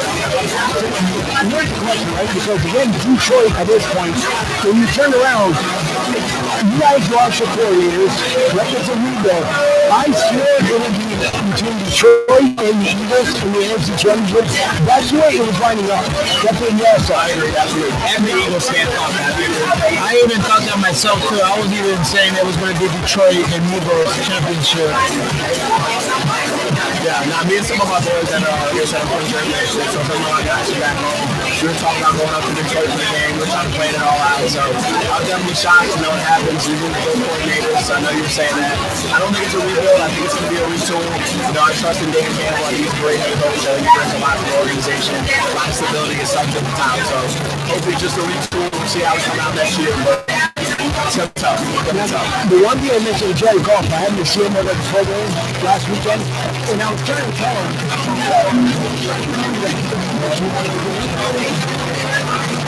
So I'm trying to tell him that the whole thing with him was that he had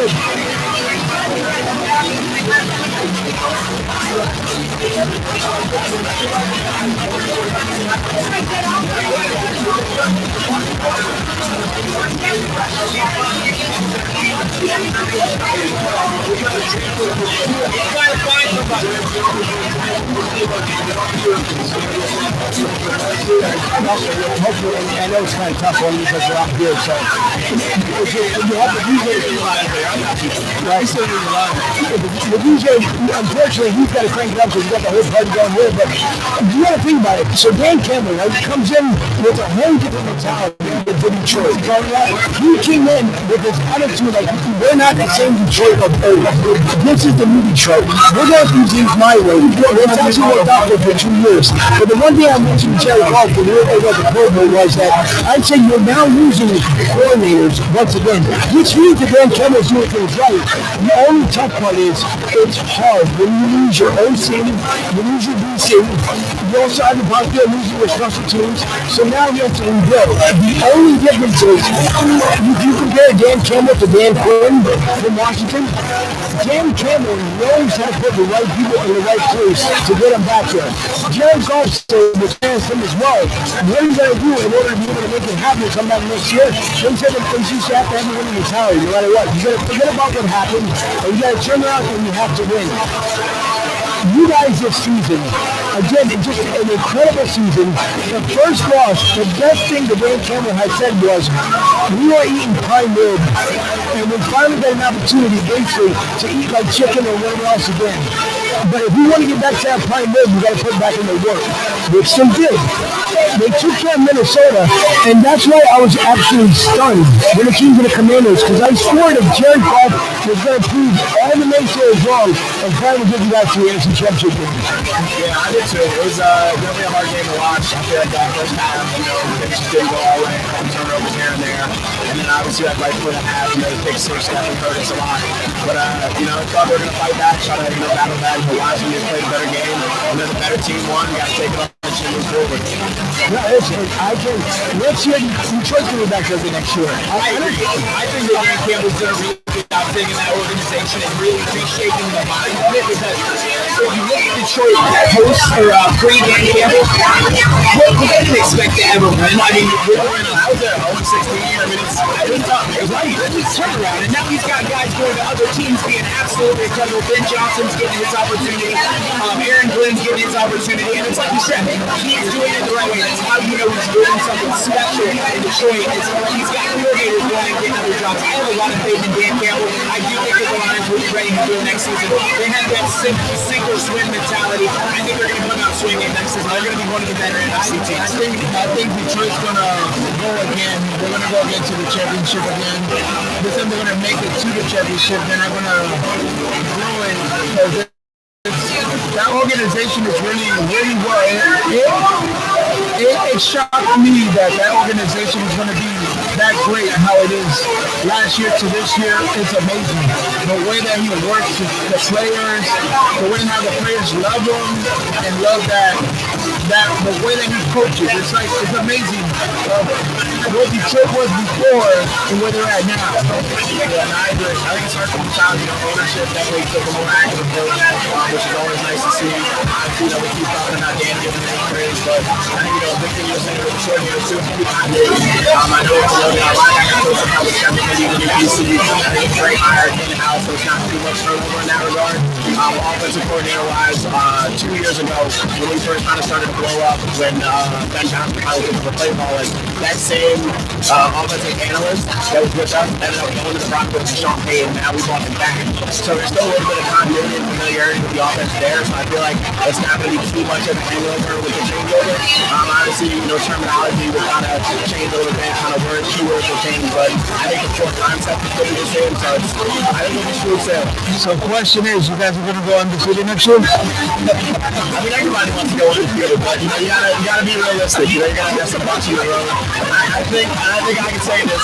You guys definitely need to probably very close to maybe 1A, 1B, but I think we have the toughest division in football, to be honest. I mean, the Vikings are really good this year. You don't know if Darnold's going to come back or not. Green Bay's always going to be tough. You got to go to Lambeau. In the winter months, that's a hard game to play. Chicago, obviously, they get Ben from us. They have Caleb last year's number. That's going to be a tough team to face in the next couple of years. So it'll be interesting. It'll definitely be interesting.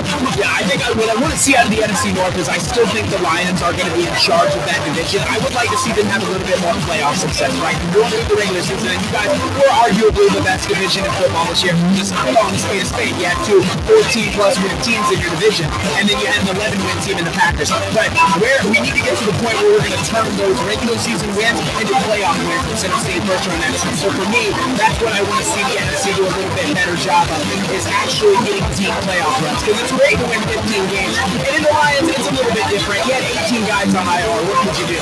But the Vikings, no excuse for the Vikings to lose in that first round game against the Rams. They've got to make some type of push. You had mentioned before, as far as Green Bay and any Chicago guys or division rivals, but you got to think about Jordan Love. Like, no one gave him a shot whatsoever. Then you saw it, and then he turns his team around. And if he didn't get injured down there in Brazil and started the season, it could have been completely different. I thought if it would have come down between us and Green Bay again in the postseason, it would have been a whole different story because he was healthier, he looked better, he was playing better after the injury. Thankfully, it wasn't a significant one. But you got to think about it. Green Bay is on the heels of Detroit. Chicago is going to be an absolute rebuild from top to bottom. Justin Fields, in my opinion, was another one, which I believe he should have been still in Chicago. Now, Caleb Williams, I know a lot of people said, oh, he's not good enough, whatever, only because they felt like he didn't have anybody behind him. And it's not the case. Caleb Williams is not a good quarterback. But Matt Eberflus also was in the NFC for Chicago. So how long do you think Green Bay has before they have the same likes of Detroit and Tampa? That's a tough one.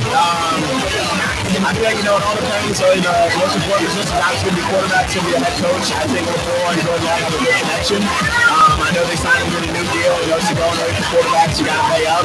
I feel like, once that deal starts to kind of tick and needs a little bit more of their cap, you got to see how it works out. I know we're going to kind of run into the same thing in Detroit with Goff. I love him. I think he plays great, but, it's tough sometimes when the quarterback is using up such a significant portion of your cap, and you got to maximize, the talent around you. And I feel like Green Bay's got to straight the ball a little bit in the receiver room. They have a lot of guys that might not know their name, but they get it done. I know, like I said, I'm from Jersey, so Bo Mellon is a guy that I played against in high school, and it's like, he does the good work, he does play special teams, does all the things like that. You got Dontavian Wicks. They have a lot of guys. I like Wicks a lot. They have a lot of guys who do a lot of the dirty work, and so it's, they're gritty, they're scrappy, they're always going to be around, but it'll be interesting. I think Chicago is definitely 2 to 3 years down the road.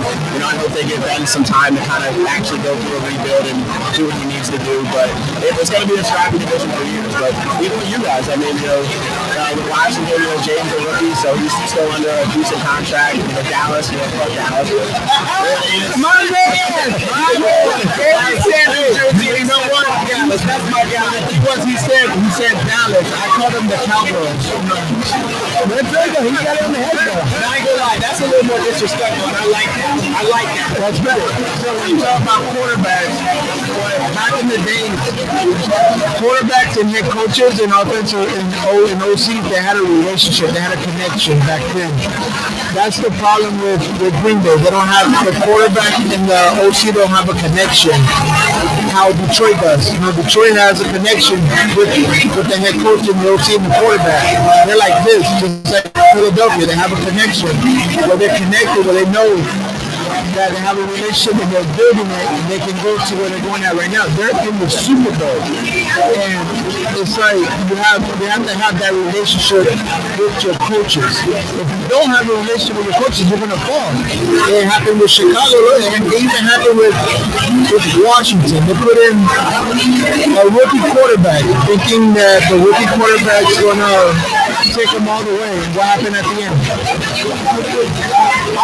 James Daniels had one of the best rookie seasons we've ever seen out of a quarterback. I think it just got to the point where Washington's defense wasn't doing him any favors. I mean, you are never going to win a football game in which your defense allows 55 points to be scored. You're just not going to have a really good opportunity to win that. I think Detroit does a really good job of playing for Dan Campbell. You know what I mean? They're always going to be up and ready to play for him. But then I think that leads to the coordinators, too. A lot of people think that Ben Johnson is going to struggle as a head coach because he can't command the locker room. If you're under Dan Campbell, you're learning how to command the locker room. I don't see Ben Johnson having issues there. I don't see Detroit ever falling apart as a team. They're all, I mean, hell, he had Walmart bad boys and second, third string dudes playing good football, because of the IR problem. So, my hat's off to Dan Campbell. Probably arguably should have been in that Coach of the Year award, but we won't get into that. I know we talked about that. I don't know if you had the opportunity to listen in as far as when Ben Johnson made his remarks when he introduced him to Chicago. You can't be Dan Campbell. He was trying to be Dan Campbell-esque in his speech. That's not your job.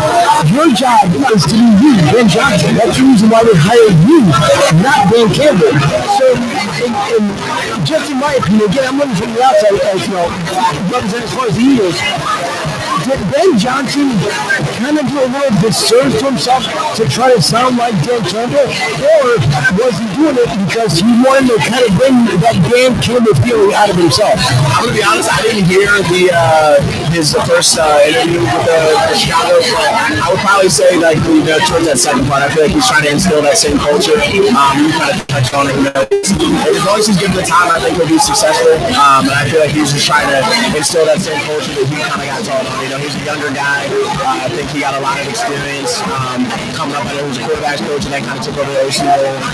Went through that office 3-4 years ago at this point now. So I think just trying to instill that same culture, trying to have a little bit of some grittiness, a little bit of toughness, and kind of bring that back to Chicago. I think he's trying to do, trying to kind of uplift his team a little bit. So I love it. I love to see it. I know we'll be battling them for years to come, but hopefully we always come out on top. So that's big brother take on little brother. So that's all you can ask. I agree with him. I think that I think he was trying to bring a toughness to Chicago that we haven't seen in a long time. Right? Chicago has been kind of getting bullied the last few years, and we see it with Aaron Glenn out in New York too, right? A lot of people were like, well, you need to do this. You need Aaron Rodgers. You need X. Aaron Glenn say, hey, I'm gonna run this how I run it.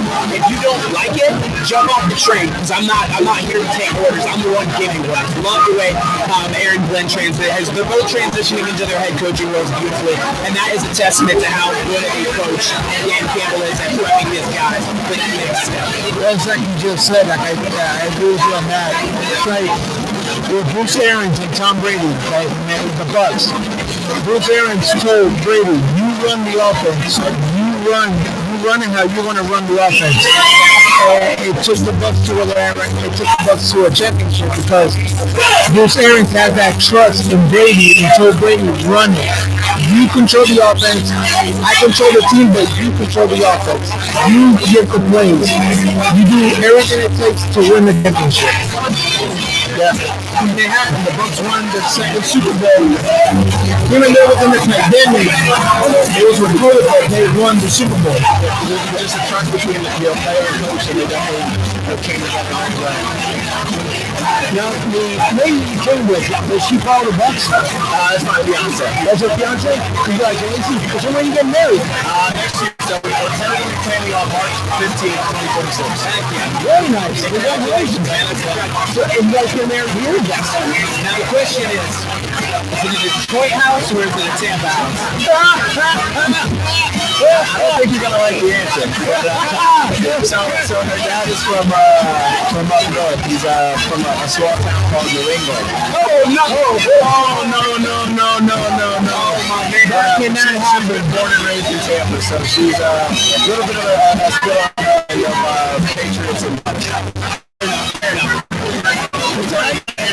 I'm going to say, but we cheer for Detroit in this house. So are you going to split the house between Bucks and Detroit? I think I'm always going to the hometown team a little bit. You always want to see, the hometown team, or not hometown, but you always want to see whoever you're letting that do a little bit. It's nice to have. But that would be a split household. Yeah, ladies and gentlemen, it's going to be split. They're going for Detroit. So this is going to be split. I used to say, man, like I said, my wife, she's a Cowboys fan, so she supports me. So sorry. Sure. I apologize. We're going to battle for the next couple of years. It'll be fun. It's okay. When you were talking about the loss that Detroit had. The loss that they had was the Bucks. And that tells you how strong Detroit is.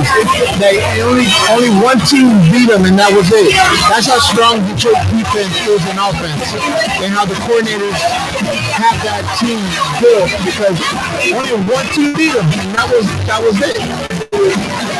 Well, that is unfortunate. All you need is your team, and that's it. And unfortunately for Detroit, I felt bad, honestly, because Dan Campbell really had a locked down.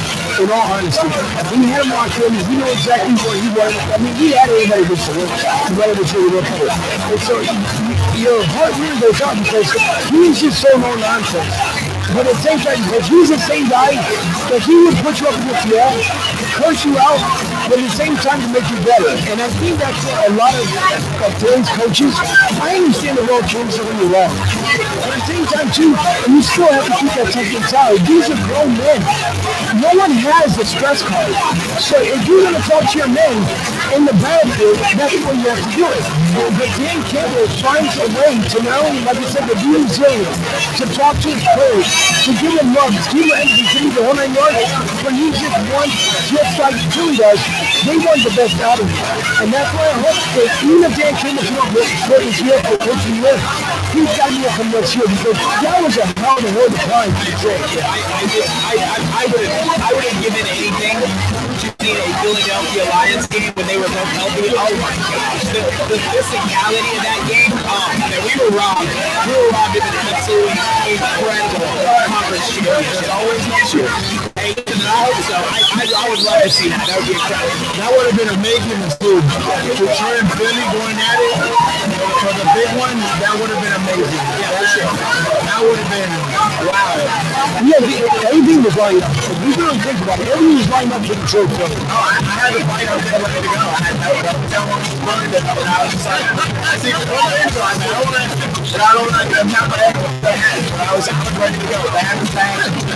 He had that feeling because I said, I'll wait one more day. I had the Super Bowl ready. I've been listening to it. I'm like, that's a house given a jump. If Detroit would have made the Super Bowl, I'm rocking with it. Oh, yeah. And you have to really think about it. No one else other than them. You took a team, like you had mentioned, only 16.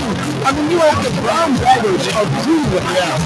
Then you take it over to Detroit, which is a beautiful stadium that we can see from the far. So you have the rich history behind the Buck family. Really good at the wall. And you turn this team around to the point now where people are no longer saying Detroit's no longer be there. Everybody's saying it's destination Detroit. The next couple of years, the only caveat to it is that the guys right now have Chad Ball. I hope come next year, he gets a little more grip. Need to understand the game just a little bit more. That's the reason why they trade for him out from other agents, from over here.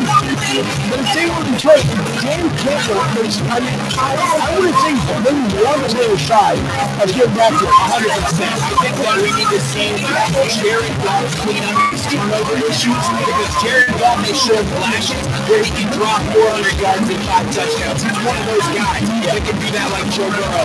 The Joe Burrow's in the world. We just need to see him clean up those turnover games, especially in those big-time games, and I think he's going to be able to lead Detroit out of this Super Bowl-less hole that you guys have been in. And I hope that they can lead them there. I would love to see Detroit for the big one. And one thing that Goff doesn't get the respect and the honor that he deserves, because to take a team that was not even ranked in the division at all, at the team that's always been in last or fourth in the division, to take a team to a playoff spot, he needs to get the recognition and the credit for taking a team like Detroit to where they're at now. And it's different.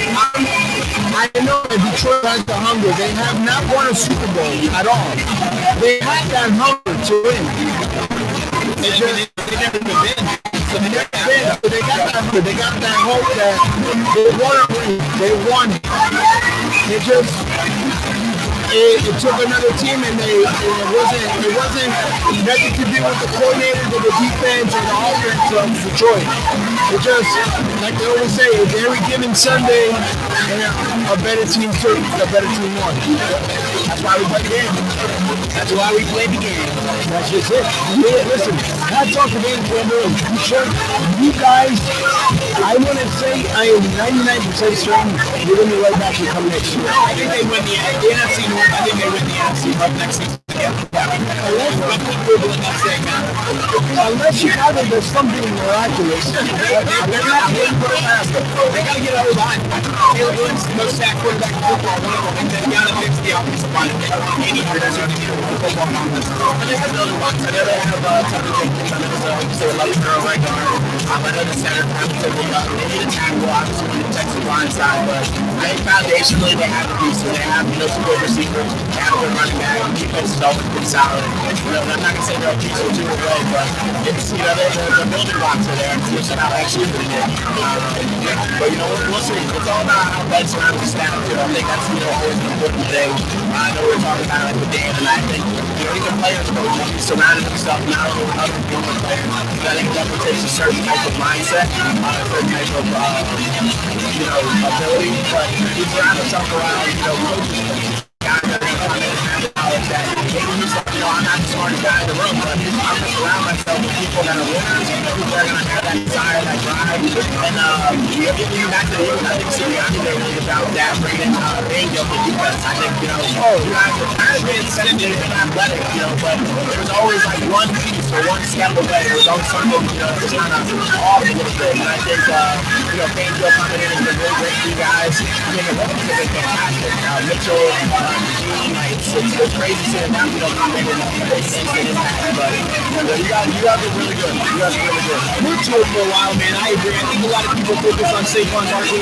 They should. He's a generational running back again out of New York. Thank you so much. We appreciate you. The second biggest acquisition was Victor. You took a defense that was 27th in the league in passing, one of the worst red zone defenses and third down defenses in football a season ago, and they're now their first or top 3 in all of those positions. Guys, that's absolutely unheard of. I mean, it's transcendent. It's the reason we're in this Super Bowl. It's a very big thing.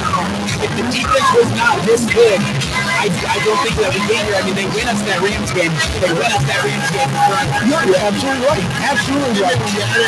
The Cardinals got a rookie running back that came from Clemson and ran in a touchdown to give the Eagles the push of like 55 more points. Like, it's scored over 50 points in the game.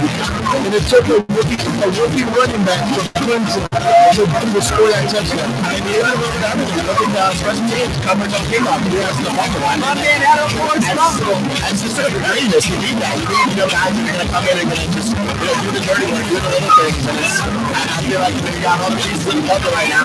I think so. We got that W. We got the W today. It's coming. I'm feeling good about it. So, about an hour and some change, an hour and 24 minutes before kickoff. Don't forget, guys, you still call us to the show 727-858-6650. 727-858-6650. You are listening to Martinez Company on Sports Radio 1 for 120 game. Also live on the Sports Network. You can reach out to us via Twitter, YouTube, Rumble, Twitch, LinkedIn, based on social media. If you guys can talk to us, and we can't thank you Lions stopping by, giving us some love. I don't know, when you back to your fiance before she comes after me, on the way. If you appreciate it, you gotta stay in contact.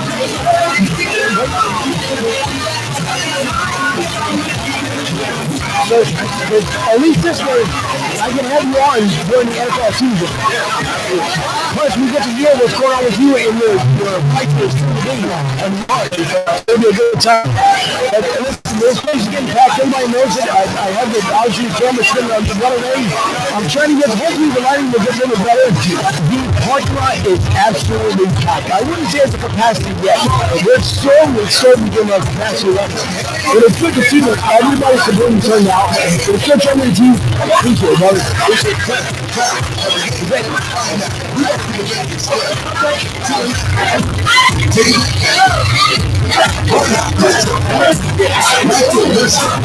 So this place like a past me, that's like the design. If you look to our left, it looks like Jason Kittle's like younger brother. You guys probably won't be able to see him, but he's doing a cha-cha right now.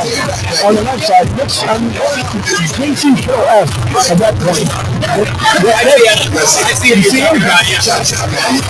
I'm not trying to, let me see if I can make the magic here. I don't know if you'll be able to see it or not, but I'm going to slowly kind of pan around. He's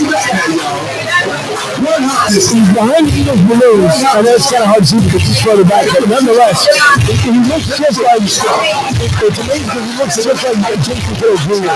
If I'm being completely honest here. So once again, we're live here at Tampa Jones, having a great time. There's that little young man right there. So let's see what it's doing. Look to me, Kevin. That little young man right there. Right there. I'm going to try and get this young man perspective here. I'm just trying to get more and more people to come on board. Listen in. Find out who the young man is.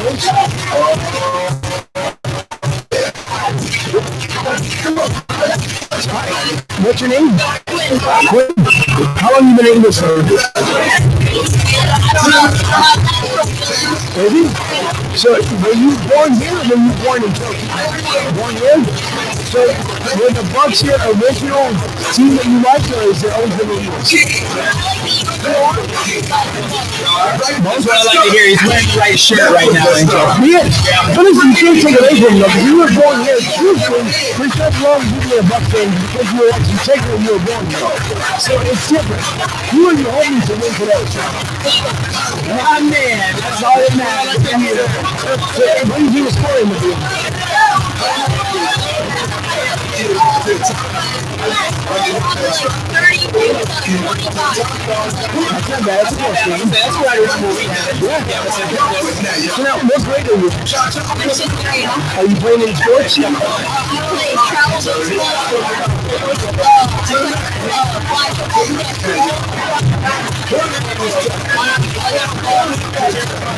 That's not bad. That's good hand-eye coordination. I mean, listen, so flag football is becoming very, very popular. So, and the NFL continues to add more to it. You saw during the Pro Bowl, that's all they play now is flag football. How much would it mean to you if you're playing right now is flag football? Unless you're at a team football, but how happy would you be if the NFL ever came to call and said, let's play flag football with us? Yeah, I mean, it's not that much to do it. The NFL is going to expand into the Olympics. They're going to open up their own select league. I mean, the opportunities for analysts now more than they ever were whenever I was younger around your age. So that's really exciting. I want to stop because I saw you sitting on there for a while, and I don't want you guys to think that you're looking somewhere. Well, I saw you wanted to stop you for just if you trying to go to some key further, but I appreciate you stopping by.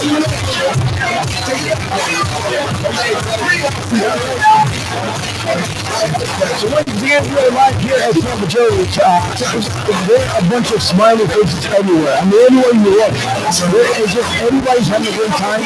I haven't gotten nothing yet to figure out if they fix the TV or not, because obviously that's going to be a kickoff here. Eventually, by the time the kickoff starts, the sun will just start going down.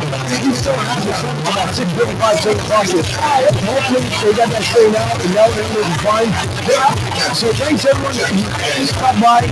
On Tuesday, we appreciate everyone who comes to the show, especially here live with Tampa Joe's. I was trying to see before we kind of end things here, if there was another fan that came from another team. The only thing I see is one that's the Detroit guy. I'm going to assume I saw somebody else too that walked around here with a different jersey, but I could be wrong.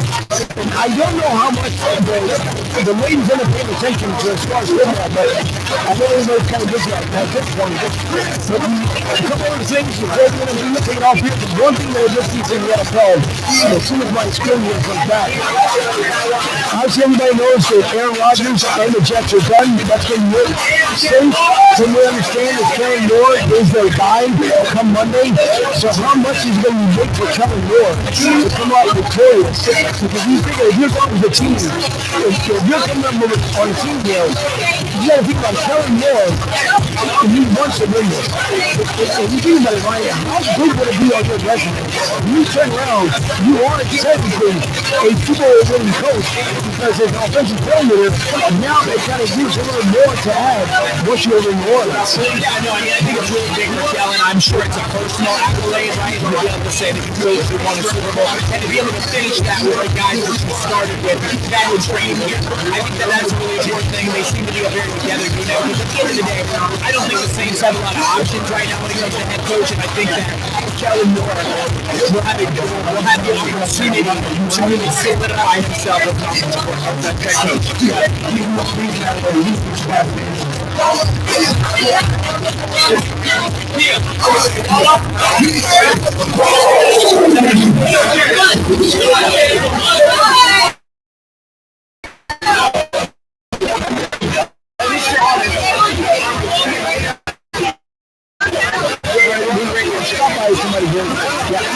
Yeah, stop someone gets exactly see if they're actually if they watch football, so stop by to entertain to us. But nonetheless, as you mentioned, with Kellen Moore, he's right now probably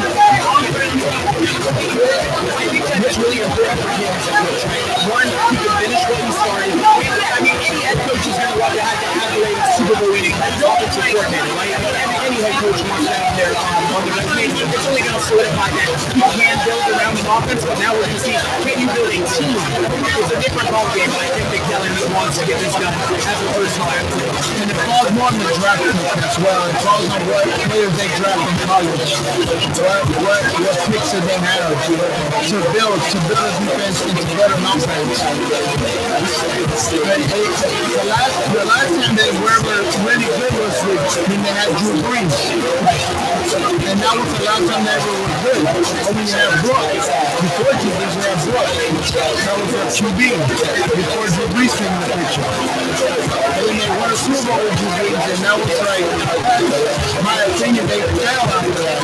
They didn't become the New Orleans Saints back then. They fell out because they had and don't tip my hat to Sean Payton. I mean, he built that team from scratch.